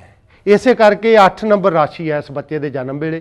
ਇਹਦਾ ਲਗਨ ਦੇ ਘਰ 'ਚ ਰਾਹੂ ਆ ਜਿਹੜਾ ਉਹ ਬੈਠਾ ਉਸ 30 ਡਿਗਰੀ ਦੇ ਕੋਣ 'ਚ। ਚੰਦ 1 ਨੰਬਰ ਰਾਸ਼ੀ 'ਚ ਹੈ, ਕੇਤੂ 2 ਨੰਬਰ ਰਾਸ਼ੀ 'ਚ ਹੈ, ਮੰਗਲ ਸ਼ਨੀ ਤੇ ਸ਼ੁੱਕਰ 5 ਨੰਬਰ ਰਾਸ਼ੀ 'ਚ ਹੈ, ਬ੍ਰਹਿਸਪਤੀ 4 ਨੰਬਰ ਰਾਸ਼ੀ 'ਚ ਹੈ, ਸੂਰਜ 6 ਨੰਬਰ ਰਾਸ਼ੀ 'ਚ ਹੈ ਤੇ ਬੁੱਧ 7 ਨੰਬਰ 'ਚ ਹੈ। ਤੇ ਘਰਾਂ 'ਚ ਬੈਠੇ ਆ ਜਿਹੜੇ, ਆ ਪਹਿਲੇ ਘਰ 'ਚ ਬੈਠਾ ਰਾਹੂ, ਆ ਚੰਦ 6ਵੇਂ ਘਰ 'ਚ ਬੈਠਾ, ਕੇਤੂ 7ਵੇਂ ਘਰ 'ਚ ਬੈਠਾ, ਬ੍ਰਹਿਸਪਤੀ 9ਵੇਂ ਘਰ 'ਚ ਬੈਠਾ, ਇਹ 10ਵੇਂ 'ਚ ਬੈਠੇ ਆ, ਸੂਰਜ ਜੀ ਮਹਾਰਾਜ 11ਵੇਂ ਘਰ 'ਚ ਬੈਠੇ ਆ ਤੇ ਬੁੱਧ ਬੈਠਾ 12ਵੇਂ ਘਰ 'ਚ ਜਿਹੜਾ ਮਾੜਾ ਹੁੰਦਾ ਹੈ। ਮੇਰੇ ਪਿਆਰੇ ਲੋਕੋ, ਆ ਥੋੜਾ ਜਿਹਾ ਲਾਠੀ ਚਾਰਜ ਹੋਊਗਾ ਸ਼ਬਦਾਂ ਦਾ ਲਾਠੀ ਚਾਰਜ ਇਹਨੂੰ ਆਪਾਂ ਤਾਂ ਕਹਿੰਦੇ ਆ ਕਿਉਂਕਿ ਇਸ ਗੱਲ ਨੂੰ ਇਕੱਲੇ ਜੋਤਸ਼ੀ ਹੀ ਸਮਝਣਗੇ, ਤੁਸੀਂ ਨਹੀਂ ਸਮਝਣਾ, ਆਮ ਸਧਾਰਨ ਲੋਕਾਂ ਨੇ ਨਹੀਂ ਸਮਝਣਾ। ਇਹ ਮੈਂ ਮੁਆਫੀ ਚਾਹੂੰਗਾ, ਪਰ ਆਪਣਾ ਅੱਜ ਦਾ ਸਵਾਲ ਜਿਹੜਾ ਕਰਨਾ ਬਣਦਾ ਉਹ ਜੋਤਸ਼ੀਆਂ ਨੂੰ ਹੀ ਕਰਨਾ ਬਣਦਾ। ਇਹਦੇ 'ਚ ਤੁਹਾਨੂੰ ਭੁਲੇਖਾ ਪੈ ਸਕਦਾ ਹੈ ਵੀ ਅੱਗੇ ਤਾਂ MLA ਸਾਹਿਬ 1 ਨੰਬਰ ਤੇ ਦਿਖਾਏ ਪਏ ਸੀ, ਹੁਣ ਇਹ ਜੋ ਪੱਤਰੀ 'ਚ ਇਹ 8 ਨੰਬਰ ਤੇ ਦਿਖਾਏ ਪਏ ਹੈ। ਪਰ ਕਾਰਨ ਇਹਦਾ ਇਹ ਹੈ ਵੀ ਉਹ ਘਰਾਂ ਦੀ ਨਿਸ਼ਾਨਦੇਹੀ ਆਪਾਂ ਕੀਤੀ ਸੀ, ਇੱਥੇ ਆਪਾਂ ਨਿਸ਼ਾਨਦੇਹੀ ਕੀਤੀ ਹੈ ਉਹਨਾਂ ਦੀਆਂ ਰਾਸ਼ੀਆਂ ਦੀ। ਰਾਸ਼ੀਆਂ ਹਰ ਵੇਲੇ ਘੁੰਮਦੀਆਂ ਰਹਿੰਦੀਆਂ। ਇੱਥੇ 8 ਨੰਬਰ ਵੀ ਆ ਸਕਦਾ, ਇੱਥੇ 10 ਵੀ ਆ ਸਕਦਾ, ਇੱਥੇ 12 ਵੀ ਆ ਸਕਦਾ, ਇੱਥੇ 1 ਵੀ ਆ ਸਕਦਾ, ਕਿਉਂਕਿ ਉਹ ਘੁੰਮਦੀਆਂ ਰਹਿੰਦੀਆਂ। 2 ਘੰਟੇ ਹੀ ਇੱਕ ਰਾਸ਼ੀ ਦਾ ਸਮਾਂ ਹੁੰਦਾ, ਹਰ 2 ਘੰਟੇ ਬਾਅਦ ਰਾਸ਼ੀ ਨੇ ਬਦਲਣਾ ਹੁੰਦਾ। ਇਹ 24 ਘੰਟਿਆਂ ਦੇ ਵਿੱਚ 12 ਰਾਸ਼ੀਆਂ ਨੇ ਆਪਦਾ ਸਮਾਂ ਲੈਣਾ ਹੁੰਦਾ। ਉਸ ਸਮੇਂ ਅਨੁਸਾਰ ਇਸ ਬੱਚੇ ਦਾ ਜਿਹੜਾ ਕਿ ਉੱਥੇ ਪੈਦਾ ਹੋਇਆ, ਇਹ ਬੱਚਾ 8 ਨੰਬਰ ਰਾਸ਼ੀ 'ਚ ਇਹਦਾ ਲਗਨ ਦਾ ਘਰ ਬਣਦਾ। ਮਤਲਬ ਲਗਨ ਦੇ ਘਰ 'ਚ 8 ਨੰਬਰ ਰਾਸ਼ੀ ਆਪਾਂ ਲਿਖਾਂਗੇ, ਉਹੀ ਆਪਾਂ ਗ੍ਰਹਿ ਲਿਖਿਆ। ਇਹਨਾਂ ਗ੍ਰਹਿ ਅਨੁਸਾਰ ਹੋਣੇ ਦਾ ਕਿਉਂ ਨਹੀਂ ਹੋਣਾ ਵਿਆਹ? ਜਦੋਂ ਕੋਈ ਜੋਤਸ਼ੀ ਕਿਸੇ ਚੈਨਲ ਤੇ ਬੈਠਾ ਹੁੰਦਾ ਤਾਂ ਆਪਾਂ ਉਹਨੂੰ ਸਵਾਲ ਕਰਦੇ ਹਾਂ ਵੀ ਜੋਤਸ਼ੀ ਜੀ ਅਸੀਂ ਤੁਹਾਡੇ ਕੋਲੋਂ ਇੱਕ ਸਵਾਲ ਪੁੱਛਣਾ, ਤਾਂ ਉਹ ਆਪਾਂ ਨੂੰ ਇੱਕ ਸਵਾਲ ਹੋਰ ਕਰਦਾ ਅੱਗੋਂ ਵੀ ਜੀ ਤੁਸੀਂ ਕੀ ਪੁੱਛਣਾ ਚਾਹੁੰਦੇ ਆ। ਹੁਣ ਆਪਾਂ ਮੰਨ ਲਈਏ ਵੀ ਇਸ ਬੱਚੇ ਦੀ ਉਮਰ ਇਸ ਵੇਲੇ 25 ਤੋਂ ਲੈ ਕੇ 30 ਸਾਲ ਦੇ ਦਰਮਿਆਨ ਹੈ। ਇਹਦੀ ਮਾਂ ਨੂੰ ਇਸ ਗੱਲ ਦਾ ਫਿਕਰ ਪਿਆ ਹੈ ਵੀ ਮੇਰਾ ਮੁੰਡਾ 25-30 ਸਾਲ ਦਾ ਹੋ ਗਿਆ, ਹਾਲੇ ਤੱਕ ਵਿਆਹਿਆ ਨਹੀਂ ਗਿਆ, ਮੈਂ ਕਿਸੇ ਨਾ ਕਿਸੇ ਜੋਤਸ਼ੀ ਤੋਂ ਪਤਾ ਕਰਾਂ ਵੀ ਕਿਤੇ ਵਿਆਹ ਦੀ ਰੁਕਾਵਟ ਦਾ ਕੋਈ ਯੋਗਤਾ ਨਹੀਂ ਬਣਦਾ। ਫਿਰ ਜਦੋਂ ਉਹ ਜੋਤਸ਼ੀ ਕੋਲ ਜਾਂਦੀ ਹੈ ਤਾਂ ਉਹ ਆਹ ਗੱਲਾਂ ਰੱਖ ਕੇ ਉਹਨੂੰ ਡਰਾਉਂਦਾ ਹੈ, ਜਾਂ ਉਹਦੇ ਬੈਠੀਆਂ ਜਾਂ ਉਹਨਾਂ ਨੂੰ ਪਹਾੜਾ ਇੱਕ ਪੜ੍ਹ ਕੇ ਸੁਣਾਉਂਦਾ। ਕੀ ਸੁਣਾਉਂਦਾ? ਸਾਰਿਆਂ ਨਾਲੋਂ ਪਹਿਲਾਂ ਜਦੋਂ ਉਹਨੂੰ ਆਪਾਂ ਵਿਆਹ ਬਾਰੇ ਕਿਹਾ, ਉਹਨੇ ਸਾਰੇ ਖਾਨਿਆਂ ਤੋਂ ਧਿਆਨ ਆਪਦਾ ਸਿਰਫ ਇੱਕ ਵਿਆਹ ਦੇ ਖਾਨੇ ਤੇ ਕੇਂਦਰਿਤ ਕਰਨਾ। ਇਹਦੇ 'ਚ ਵਿਆਹ ਦਾ ਜਿਹੜਾ ਖਾਨਾ ਹੈ ਉਹ 7 ਨੰਬਰ ਹੈ, 7 ਨੰਬਰ ਘਰ, ਤੇ ਇਸ ਵੇਲੇ 2 ਨੰਬਰ ਰਾਸ਼ੀ ਹੈ। ਇਹਦੇ 'ਚ 2 ਨੰਬਰ ਰਾਸ਼ੀ ਦੇ ਵਿੱਚ ਕੇਤੂ ਬੈਠਾ ਹੈ। 2 ਨੰਬਰ ਰਾਸ਼ੀ ਦਾ ਸੁਆਮੀ ਵੀ ਸ਼ੁਕਰ ਹੈ, ਇਸ ਘਰ ਦਾ ਮਾਲਕ ਵੀ ਸ਼ੁਕਰ ਹੈ, ਤੇ ਜੋਤਸ਼ੀਆਂ ਅਨੁਸਾਰ ਸ਼ੁਕਰ ਹੈ ਜਿਹੜਾ ਉਹ ਪਤਨੀ ਦਾ ਕਾਰਕ ਹੈ, ਤੇ ਪਤਨੀ ਹੈ ਜਿਹੜੀ ਉਹ ਵਿਚਾਰੀ ਪੀੜਤ ਹੋਈ ਬੈਠੀ ਆ। ਪਤਨੀ ਦਾ ਘਰ ਆ ਜਿਹੜਾ ਉਹ ਰਾਹੂ ਕੇਤੂ ਤੋਂ ਪੀੜਤ ਹੈ। ਇਸ ਕਰਕੇ ਪਹਿਲਾ ਨਿਸ਼ਾਨਾ ਵੱਜ ਗਿਆ ਜੋਤਸ਼ੀ ਦਾ ਵੀ ਇਸ ਬੱਚੇ ਦਾ ਵਿਆਹ ਨਹੀਂ ਹੋਣਾ। 12% ਗੱਲ ਤੈਅ ਹੋ ਗਈ ਵੀ ਇਹਦੇ 'ਚ ਕੇਤੂ ਬੈਠਾ ਹੈ। ਹੁਣ ਇਹਦੇ ਤੇ ਦ੍ਰਿਸ਼ਟੀ ਕਿਹਦੀ ਪੈਂਦੀ ਆ? ਇਹ ਕਹਿੰਦਾ ਇਹਨੂੰ ਰਾਹੂ ਦੀ ਸਿੱਧੀ ਦ੍ਰਿਸ਼ਟੀ ਪੈਂਦੀ ਹੈ। ਹੁਣ ਕਿਵੇਂ?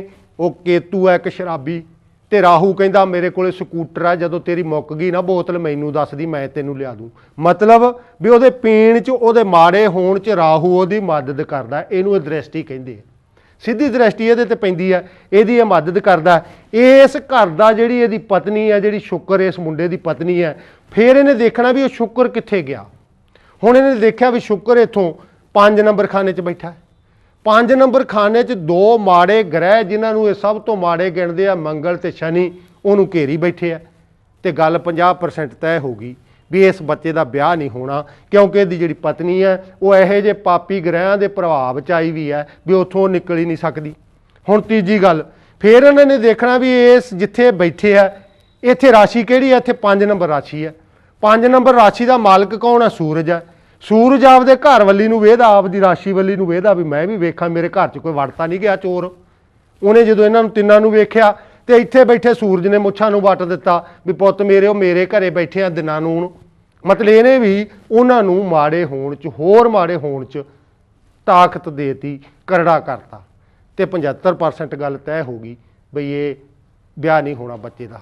ਪਰ ਇੱਕ ਗੱਲ ਮੇਰੇ ਲੋਕੋ ਇਹ ਸੋਚਣ ਵਾਲੀ ਹੈ ਵੀ ਇਹ 95 ਤੋਂ ਨਹੀਂ ਵੱਧਦੇ। 95% ਕਹਿ ਕੇ ਬੱਸ ਕਰ ਜਾਂਦੇ ਆ, ਕਿਉਂਕਿ ਹੋ ਸਕਦਾ ਨਾ ਕਿਤੇ ਤਾਂ ਵਿਆਹ ਕੋਈ ਨਾ ਕੋਈ ਹਿੱਲਾ ਤਾਂ ਅਗਲਾ ਕਰਦਾ ਹੀ ਹੈ। ਹੁਣ ਜਿਹੜੀ ਸਾਰਿਆਂ ਨਾਲੋਂ ਵੱਧ ਲਗਨ ਦੇ ਘਰ ਨੂੰ ਜਦੋਂ ਵੇਖਿਆ ਤੇ ਲਗਨ ਦੇ ਘਰ 'ਚ ਰਾਹੂ ਬੈਠਾ, ਸਾਰੀਆਂ ਗੱਲਾਂ ਹੀ ਤੈਅ ਹੋ ਗਈਆਂ ਬਈ ਇਸ ਬੱਚੇ ਦਾ ਵਿਆਹ ਨਹੀਂ ਹੋ ਸਕਦਾ।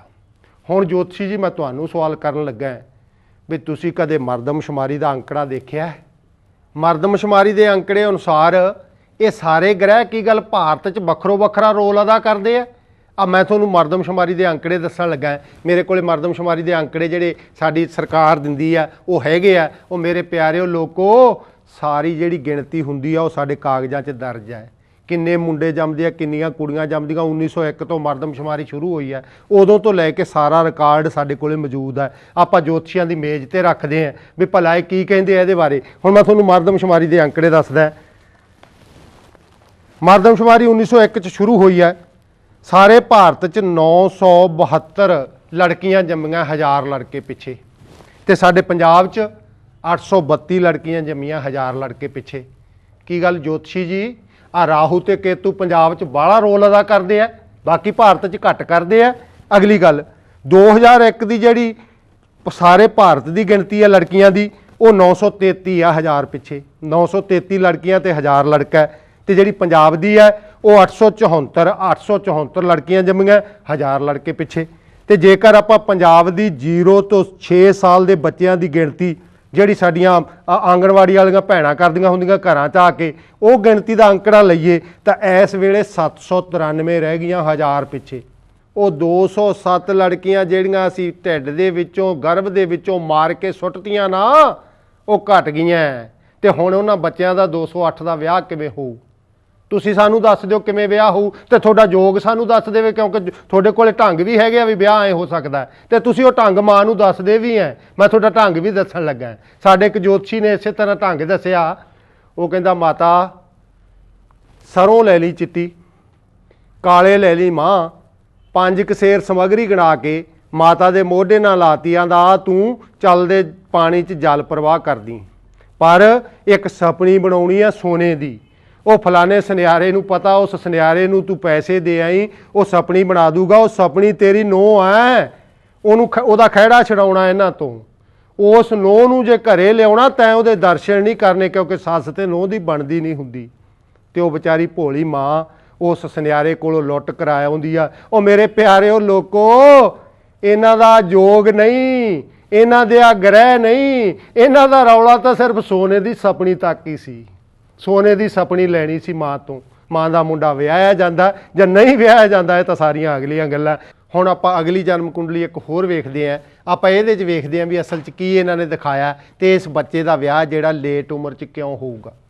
ਹੁਣ ਇਹਦੇ 'ਚ ਇਹ ਕਹਿੰਦੇ ਆ ਵੀ ਇਸ ਅਨੁਸਾਰ ਇਸ ਬੱਚੇ ਦਾ ਵਿਆਹ 30 ਸਾਲ ਤੋਂ ਬਾਅਦ ਹੋਣਾ ਹੈ।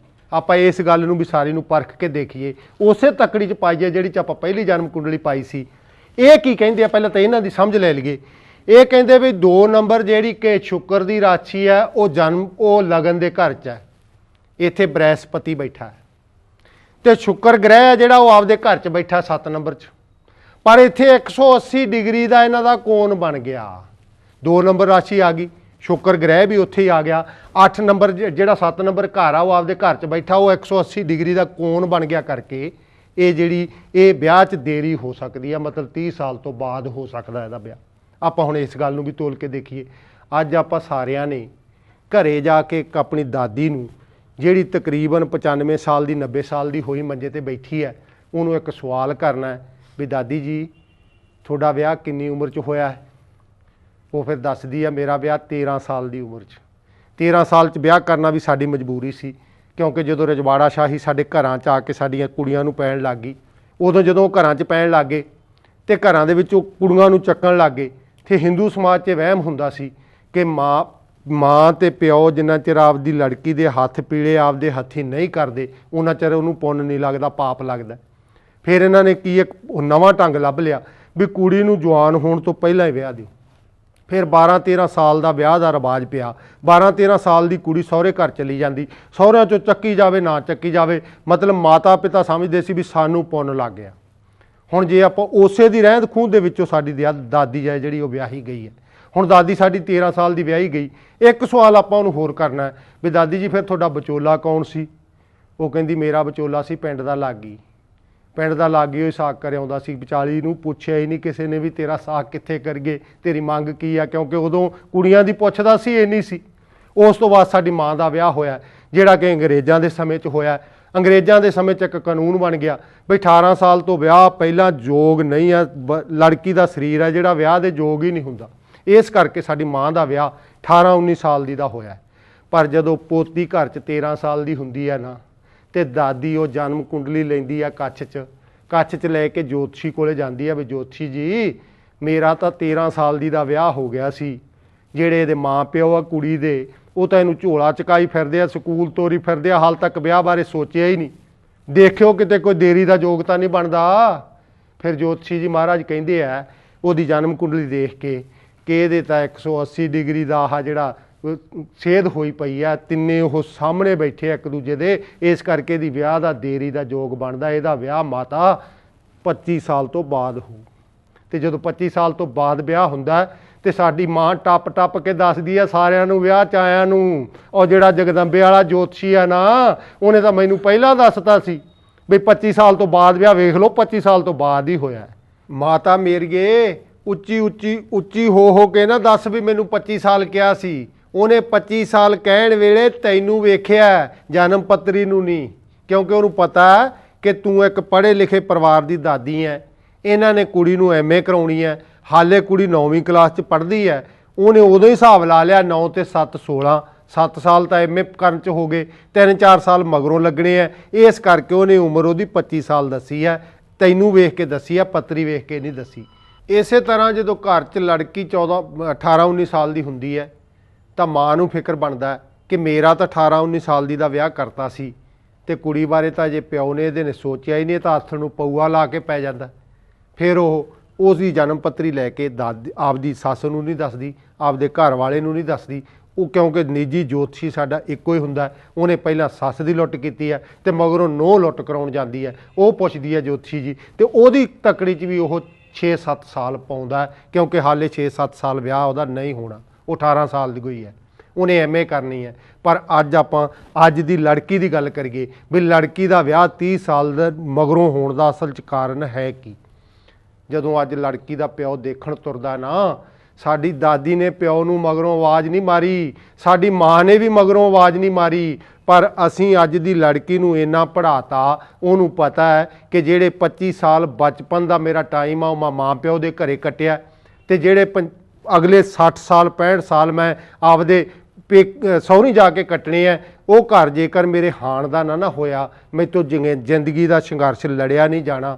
ਉਸ ਘਰ ਬਾਰੇ ਉਹਨੂੰ ਸੋਚਣ ਲਾਇਆ ਕਰਕੇ, ਉਹਨੂੰ ਸੋਚਣ ਯੋਗੀ ਕੀਤਾ ਕਰਕੇ, ਉਹ ਪਿੱਛੋਂ ਆਵਾਜ਼ ਮਾਰ ਕੇ ਆਪਦੇ ਪਿਓ ਨੂੰ ਕਹਿੰਦੀ ਆ, ਡੈਡੀ ਜੀ ਜੇ ਮੇਰੇ ਵਾਸਤੇ ਵੇਖਣ ਚੱਲਿਆ ਨਾ, ਮੇਰੀ MSc ਕੀਤੀ ਹੈ, 10ਵੀਂ ਵਾਲਾ ਭਾਲ ਕੇ ਘਰੇ ਨਾ ਜੀ, ਮੈਂ ਵਿਆਹ ਨਹੀਂ ਕਰਾਉਣਾ, ਕਿਉਂਕਿ ਮੇਰੇ ਵਿਚਾਰਾਂ ਦਾ ਮੇਲ ਨਹੀਂ ਹੋਣਾ ਉਹਦੇ ਨਾਲ। ਡੈਡੀ ਜੀ ਤੁਹਾਡੇ ਦਿਮਾਗ 'ਚ ਬੜੀ ਵੀ ਹੈ ਨੌਕਰੀ, ਤੁਹਾਡੇ ਦਿਮਾਗ 'ਚ ਬੜੀ ਹੈ ਜ਼ਮੀਨ, ਤੁਹਾਡੇ ਦਿਮਾਗ 'ਚ ਬੜਿਆ ਵਪਾਰ, ਇਹਨਾਂ ਤਿੰਨਾਂ ਚੀਜ਼ਾਂ ਨੇ ਮੇਰੇ ਨਾਲ ਬਾਜ਼ਾਰ 'ਚ ਗੇੜਾ ਨਹੀਂ ਦੇਣਾ। ਜੇ ਮੇਰੇ ਵਾਸਤੇ ਵੇਖਣ ਚੱਲਿਆ ਤਾਂ ਮੇਰੇ ਘਰ ਵਾਲਾ ਵੀ ਮੇਰੇ ਵਰਗਾ ਹੀ ਹੋਵੇ, ਮੇਰੇ ਜਿੱਡਾ ਹੋਵੇ। ਜੇ ਬਿੰਗਾ ਟੇਢਾ ਹੋਇਆ ਮੈਂ ਫਿਰ ਵੀ ਵਿਆਹ ਨਹੀਂ ਕਰਾਉਣਾ। ਅਗਲਾ ਸਵਾਲ ਦਾਦੀ ਕਰਦੀ ਆ ਚੁੱਲ੍ਹੇ ਮੂਹਰੇ ਬੈਠੀ, ਪੁੱਤਰ ਜਿੱਥੇ ਵੇਖਣ ਚੱਲਿਆ ਨਾ, ਐਮਏ ਤਾਂ ਤੁਸੀਂ ਦਿੱਤੀ ਕੁੜੀ ਨੂੰ ਕਰਾ, 50 ਸਾਲ ਹੋ ਗਏ ਮੈਨੂੰ ਤੁਹਾਡੇ ਘਰ ਦਾ ਗੋਹਾ ਚੱਕੀ ਫਿਰਦੀ ਨੂੰ, 25 ਪਸ਼ੂ ਸੀ ਤੁਹਾਡੇ, ਤੁਸੀਂ ਇਹਨੂੰ ਐਮਏ ਤਾਂ ਜ਼ਰੂਰ ਕਰਾਤੀ ਪਰ ਧਾਰਾਂ ਨਹੀਂ ਸਿਖਾਈਆਂ। ਬਗਾਨੇ ਘਰੋਂ ਕੁੱਟ ਖਾ ਕੇ ਘਰੇ ਆ ਜੂ, ਜਿੱਥੇ ਵੇਖਣ ਚੱਲਿਆ ਦੇਖ ਲਈ ਉਹਨਾਂ ਦਾ ਡੰਗਰ ਨਾ ਰੱਖਿਆ ਹੋਵੇ ਕਿਤੇ। ਫਿਰ ਮਾਂ ਬੋਲਦੀ ਹੈ, ਮਾਂ ਦੀ, ਸਰਦਾਰ ਜੀ ਜਿੱਥੇ ਵੇਖਣ ਚੱਲੇ ਆ ਨਾ, ਮੇਰੀ ਗੱਲ ਵੀ ਇੱਕ ਧਿਆਨ ਨਾਲ ਸੁਣ ਲਿਓ। 5 ਸੀ ਤੁਸੀਂ, 5 ਆ ਗਈਆਂ ਅਸੀਂ, ਤੇ 5 ਦੇ ਗਾਂ 5-5 ਨਿਆਣੇ, 35-40 ਜੀਆਂ ਦੇ ਭਾਂਡੇ ਮਾਂਜਦਿਆਂ ਮੈਨੂੰ ਰਾਤ ਦੇ 12 ਵੱਜਦੇ ਸੀ। ਏਡੇ ਕੀੜਿਆਂ ਦੇ ਭੌਣ 'ਚ ਮੈਂ ਕੁੜੀ ਨਹੀਂ ਸੁੱਟਣੀ ਜਿੱਥੇ ਵੇਖਣ ਚੱਲਿਆ ਇਕੱਲਾ ਹੀ ਹੋਵੇ। ਹੁਣ ਇੰਨਾ ਕੁਛ ਜਦੋਂ ਪਿਓ ਲੈ ਕੇ ਬਗਾਨੇ ਘਰੇ ਵੜਦਾ ਹੈ, ਸਾਰੇ ਸਵਾਲਾਂ ਦੀ ਪੂਰਤੀ ਕਰਦਾ ਹੈ, ਤਾਂ ਉਹਨੂੰ ਕਿਤੋਂ ਵੀ ਪੂਰੇ ਨਹੀਂ ਥਿਆਉਂਦੇ। ਇਸੇ ਕਰਕੇ ਕੁੜੀ ਦਾ ਵਿਆਹ ਜਿਹੜਾ 30 ਸਾਲ ਤੋਂ ਬਾਅਦ ਹੁੰਦਾ ਹੈ।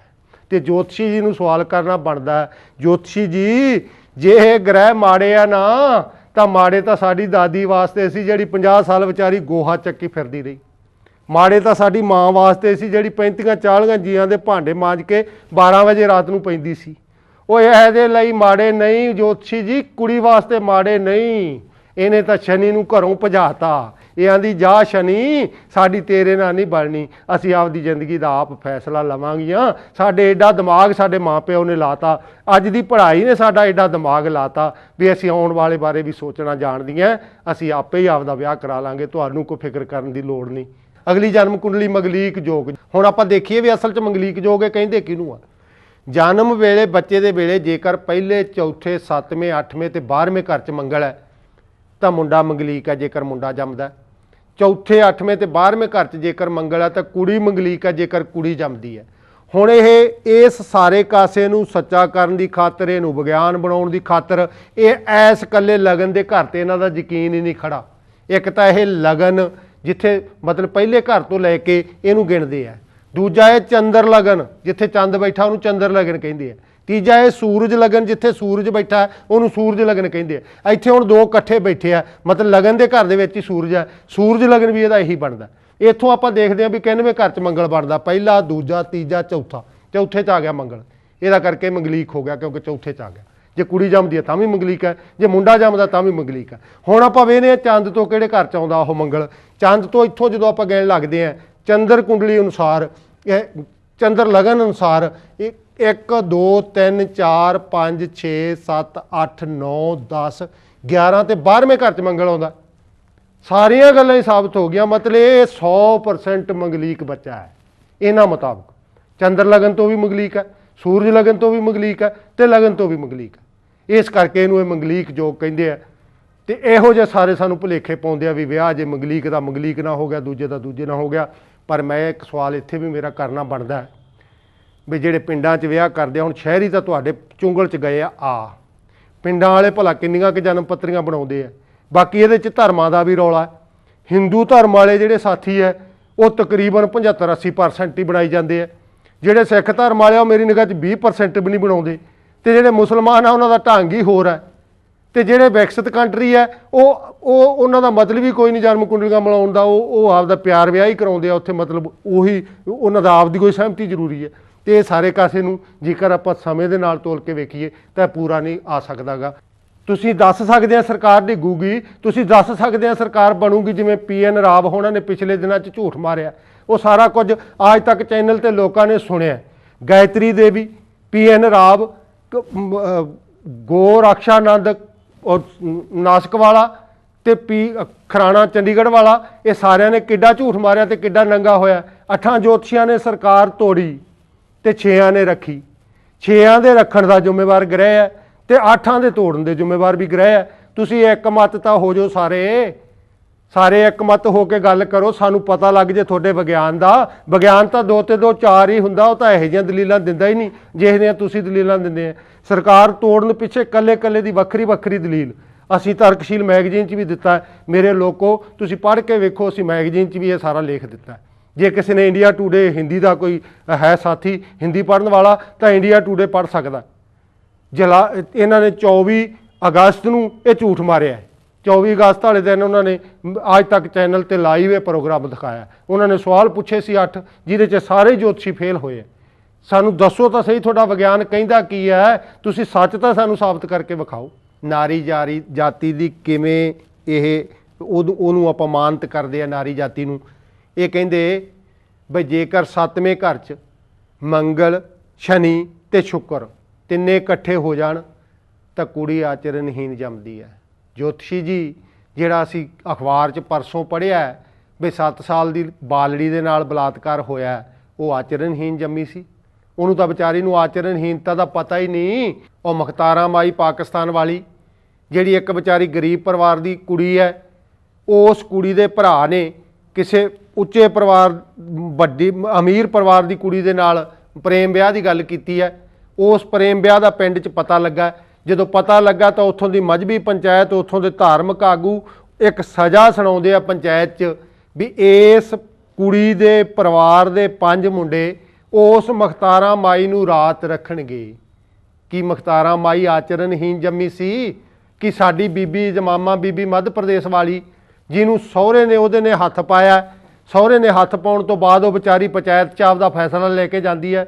ਸਮੇਂ ਦੀ ਪੰਚਾਇਤ, ਧਾਰਮਿਕ ਪੰਚਾਇਤ ਫੈਸਲਾ ਸੁਣਾਉਂਦੀ ਹੈ, ਅਜਮਾਮਾ ਬੀਬੀ ਕਿਉਂਕਿ ਤੇਰੇ ਸਹੁਰੇ ਨੇ ਹੱਥ ਪਾ ਲਿਆ, ਸਾਡੀਆਂ ਧਾਰਮਿਕ ਕਿਤਾਬਾਂ ਮੁਤਾਬਕ, ਸਾਡੀਆਂ ਰਸਮਾਂ ਮੁਤਾਬਕ ਤੂੰ ਆਪਣੇ ਪਤੀ ਦੀ ਮਾਂ ਬਣ ਗਈ। ਹੁਣ ਜੇਕਰ ਤੂੰ ਵਸਣਾ ਹੈ ਤਾਂ ਆਪਦੇ ਸਹੁਰੇ ਦੇ ਵਸ ਸਕਦੀ, ਆਪਦੇ ਪਤੀ ਦੇ ਨਹੀਂ ਵਸ ਸਕਦੀ। ਇਹ ਕੀ ਗੱਲ, ਉਹ ਵੀ ਵਿਚਾਰੀ ਆਚਰਨਹੀਨ ਜੰਮੀ ਸੀ। ਉਸ ਤੋਂ ਅੱਗੇ ਜਾਈਏ, ਜਿਹੜੀਆਂ ਵਿਚਾਰੀਆਂ ਵੇਸਵਾਵਾਂ 4 ਪੀੜ੍ਹੀਆਂ ਤੋਂ ਇਸੇ ਧੰਦੇ ਨੂੰ ਉਹਨਾਂ ਨੇ ਅਪਣਾ ਲਿਆ। ਕੁੜੀਆਂ ਵੀ ਉਹਨਾਂ ਦੀਆਂ ਉਸੇ ਧੰਦੇ 'ਚ, ਉਹਨਾਂ ਦੀਆਂ ਪੋਤੀਆਂ ਵੀ ਉਸੇ ਧੰਦੇ 'ਚ, ਉਹਨਾਂ ਦੀਆਂ ਦੋਹਤੀਆਂ ਵੀ ਉਸੇ ਧੰਦੇ 'ਚ। ਕੀ ਗੱਲ, ਅਸੀਂ ਉਹਨਾਂ ਨੂੰ ਇਹ ਧੰਦਾ ਲਿਖ ਕੇ ਦਿੱਤਾ? ਜੋਤਸ਼ੀ ਜੀ ਲਿਖ ਕੇ ਨਹੀਂ ਦਿੱਤਾ। ਉਹ ਵਿਚਾਰੀ ਜਦੋਂ 6 ਸਾਲ ਦੀ ਕੁੜੀ ਉਹਦੀ ਹੁੰਦੀ ਆ ਨਾ ਉਸ ਬੇਸਵਾ ਦੀ, ਉਦੋਂ ਉਂਗਲ ਲਾ ਕੇ ਉਹ ਸਕੂਲ ਵੱਲ ਨੂੰ ਤੁਰਦੀ ਹੈ। ਚੱਲ ਪੁੱਤਰ ਤੈਨੂੰ ਮੈਂ ਸਕੂਲ ਦਾਖਲ ਕਰਾ ਦਿਆਂ, ਤੂੰ ਵੀ ਇੱਜ਼ਤਦਾਰ ਜ਼ਿੰਦਗੀ ਜੀ, ਚੱਲ ਤੂੰ ਮਾਸਟਰ ਨਹੀਂ ਬਣ ਪੁੱਤ ਪੜ੍ਹ ਕੇ। ਉਹ ਕਿਉਂਕਿ ਉਹਦੇ ਸਰੀਰ ਨੂੰ ਬਗਾਨੇ ਮਰਦਾਂ ਨੇ ਸਾਰੀ ਉਮਰ ਨੋਚ ਕੇ ਖਾਧਾ। ਉਹ ਨਹੀਂ ਚਾਹੁੰਦੀ ਕਿ ਮੇਰੀ ਧੀ ਦੇ ਸਰੀਰ ਨੂੰ ਵੀ ਕੋਈ ਨੋਚ ਕੇ ਖਾਵੇ। ਜੋਤਸ਼ੀ ਜੀ ਉਹ ਜਦੋਂ ਸਕੂਲ ਲੈ ਕੇ ਆਉਂਦੀ ਹੈ ਨਾ ਤੇ ਮਾਸਟਰ ਕੁਰਸੀ ਤੇ ਬੈਠਾ ਫਾਰਮ ਨੂੰ ਫਰੋਲਦਾ ਹੈ ਤਾਂ ਫਾਰਮ ਦਾ ਪਹਿਲਾ ਖਾਨਾ ਹੁੰਦਾ ਕੁੜਗੇ ਇਹਦੇ ਪਿਓ ਦਾ ਨਾਂ। ਉਹਦੀ ਆਪਦੀ ਬੱਚੀ ਨਾਲੋਂ ਉਂਗਲ ਛੁੱਟ ਜਾਂਦੀ ਹੈ। ਉਹ ਆਂਦੀ ਪਿਓ ਦਾ ਮਾਸਟਰ ਜੀ 50,000 ਬੰਦਾ ਰੋਲ ਕਰ ਗਿਆ, ਪਰ ਇੱਕ ਵੀ ਬੰਦਾ ਇਸ ਕੁੜੀ ਦੀ ਪਿਓ ਬਣਨ ਨੂੰ ਤਿਆਰ ਨਹੀਂ, ਜ਼ਿੰਮੇਵਾਰੀ ਲੈਣ ਨੂੰ ਤਿਆਰ ਨਹੀਂ। ਰੋਲ ਭਾਵੇਂ 50,000 ਪਿਓ ਦਾ ਨਿਭਾ ਗਿਆ, ਉਹ ਵਿਚਾਰੀ ਉਹਨੂੰ ਉਂਗਲ ਲਾਉਂਦੀ ਹੈ ਤੇ ਵਾਪਸ ਉਸੇ ਘੋਰਨੇ 'ਚ ਲੈ ਜਾਂਦੀ ਆ। ਪੁੱਤਰ, ਤੈਨੂੰ ਇਹਨਾਂ ਨੇ ਆਚਰਨਹੀਨਤਾ ਦਾ ਠੱਪਾ ਲਾਤਾ ਇਸ ਮਰਦ ਸਮਾਜ ਨੇ, ਤੈਨੂੰ ਉੱਥੇ ਹੀ ਮੇਰੇ ਵਾਂਗੂ ਮਰਨਾ ਪਊ। ਤੈਨੂੰ ਸਰੀਰ ਦਾ ਇੰਚ ਇੰਚ ਇਹਨਾਂ ਮਰਦਾਂ ਵਾਸਤੇ ਵੰਡਣਾ ਪਊ। ਤੇ ਸਾਡਾ ਤਾਂ ਇੱਥੋਂ ਦਾ ਧਰਮ ਮੰਦਰਾਂ 'ਚ ਵੀ ਦਾਸੀਆਂ ਚੜਾਉਣ ਵਾਸਤੇ ਆਗਿਆ ਦਿੰਦਾ ਹੈ, ਤੇ ਸਾਡਾ ਇੱਥੋਂ ਦਾ ਹੀ ਧਰਮ 11 ਔਰਤਾਂ ਨੂੰ, ਬ੍ਰਾਹਮਣ ਦੇ ਪੁੱਤ ਨੂੰ 11 ਔਰਤਾਂ ਕੋਲੇ ਜਾਣ ਦੀ ਆਗਿਆ ਵੀ ਦਿੰਦਾ ਹੈ। ਤੁਸੀਂ ਕਿੱਥੋਂ ਦੀ ਗੱਲ ਕਰਦੇ ਆ, ਸਾਨੂੰ ਇਹ ਤਾਂ ਦੱਸ ਦਿਓ। ਆਚਰਣਹੀਨ ਬਣਾਉਣ ਵਾਲਾ ਤਾਂ ਸਾਡੇ ਉਹ ਆਗੂ ਹੈ, ਆਚਰਣ ਬਣਾਉਣ ਵਾਲੇ ਤਾਂ ਸਾਡੇ ਉਹੀ ਲੋਕ ਹੈ ਜਿਹੜੇ ਲੋਕਾਂ ਵਾਸਤੇ ਭੈਣੋ ਮੇਰੀਓ ਤੁਸੀਂ ਰੋਟੀਆਂ ਲਾ ਕੇ ਭੇਜਦੀਆਂ।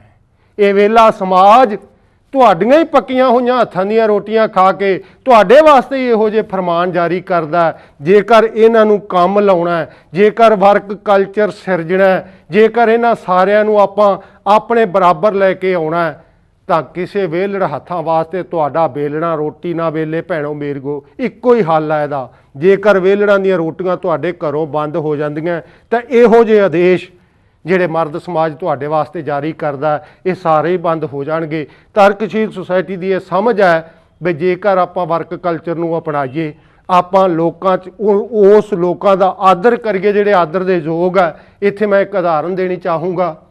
ਸਾਡੇ ਘਰ ਦਾ ਭੰਗੀ, ਸਾਡੀ ਗਲੀ ਦਾ ਭੰਗੀ ਜਿਹੜਾ ਗੰਦ ਸਾਫ਼ ਕਰਦਾ ਹੈ, ਉਹ ਸਾਡੀ ਨਾਲੀ ਘਰ 'ਚੋਂ ਨਿਕਲਣ ਵਾਲੀ ਨੂੰ ਸਾਫ਼ ਕਰਦਾ ਹੈ। ਉਸ ਦੇ ਵਿੱਚੋਂ ਕਿਤੇ ਇੱਕ ਸਿੱਟਾ ਸਾਡੇ ਬੁੜਕ ਕੇ ਸਰੀਰ 'ਤੇ ਪੈਂਦਾ ਤਾਂ ਅਸੀਂ 100 ਗਾਲ ਕੱਢਦੇ ਹਾਂ, ਤੈਨੂੰ ਦਿਸਦਾ ਨਹੀਂ। ਪਰ ਗੰਦ ਕਿਹਦਾ ਸਾਫ਼ ਕਰਦਾ ਹੈ? ਕਿਸੇ ਸੁਆਣੀ ਦੇ ਅਸੀਂ ਘਰ 'ਚ ਜਾਂਦੇ ਹਾਂ, ਉਹ ਘਰ 'ਚ ਕੂੜਾ ਕਰਕਟ ਪਿਆ ਹੋਵੇ, ਗੰਦ ਪਿਆ ਹੋਵੇ, ਉਹਦਾ ਢੰਗ ਨਾਲ ਆਪਦਾ ਕਮਰਾ ਸਜਾਇਆ ਹੋਇਆ ਨਾ ਹੋਵੇ, ਤੇ ਅਸੀਂ ਨੱਕ ਬੁੱਲ ਮਾਰਦੇ ਹਾਂ ਕਚੱਜੀ ਹੈ, ਇਹਨੂੰ ਕੰਮ ਕਰਨਾ ਨਹੀਂ ਆਉਂਦਾ, ਇਹਨੂੰ ਸਫਾਈ ਨਹੀਂ ਰੱਖਣੀ ਆਉਂਦੀ। ਪਰ ਜਿਹੜਾ ਸ਼ਹਿਰ ਦੀ ਸਫਾਈ ਕਰਦਾ ਉਹਦਾ ਅਸੀਂ ਇਹ ਆਦਰ ਕਰਦੇ ਹਾਂ।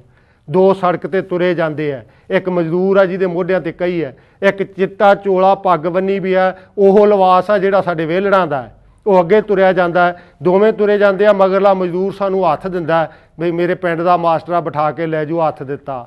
ਪਰ ਅਸੀਂ ਬਿਠਾਉਂਦੇ ਨਹੀਂ, ਨੱਕ ਮਾਰ ਕੇ ਲੰਘਦੇ ਆ, ਕੋਲੋਂ ਮੁਸ਼ਕ ਆਉਂਦਾ, ਲਿਬੜੇ ਕੱਪੜੇ ਆ ਮੇਰੇ ਵੀ ਲਵੇਟ ਦੇਗਾ, ਮੈਂ ਨਹੀਂ ਬਿਠਾਉਣਾ। ਪਰ 10 ਕਰਮਾਂ ਮੂਹਰੇ ਜਾਂਦੇ ਨੂੰ ਉਸ ਚਿੱਟੇ ਚੋਲੇ ਵਾਲੇ ਨੂੰ ਅਸੀਂ ਆਪ ਕਹਿੰਦੇ ਆ, ਬਾਬਾ ਜੀ ਕਿੱਥੇ ਛੱਡ ਕੇ ਆਵਾਂ? ਅਸੀਂ ਕਿਹਦੀ ਸੇਵਾ 'ਚ ਲੱਗੇ ਹੋਏ ਆ? ਭੈਣੋ ਮੇਰੀ, ਉਹ ਜਿੰਨਾ ਚਿਰ ਇਹ ਸੇਵਾ, ਜਿੰਨਾ ਚਿਰ ਤੁਹਾਡਾ ਪੱਕਿਆ ਹੋਇਆ ਅੰਨ ਇਹਨਾਂ ਵਿਹਲੜਾਂ ਲੋਕਾਂ ਕੋਲੇ ਜਾਂਦਾ, ਉਹਨਾਂ ਚਿਰ ਇਹ ਹਾਲ ਰਹੂਗਾ, ਇਹ ਸਾਡੀ ਹਾਲਤ ਰਹੂਗੀ। ਇਸੇ ਤਰ੍ਹਾਂ ਵਿਹਲੜ ਲੋਕ ਤੁਹਾਡੇ ਵਾਸਤੇ ਫਰਮਾਨਜ਼ਾਦੀ ਕਰਦੇ ਰਹਿਣਗੇ। ਮਿਹਰਬਾਨੀ, ਬਹੁਤ ਧੰਨਵਾਦ।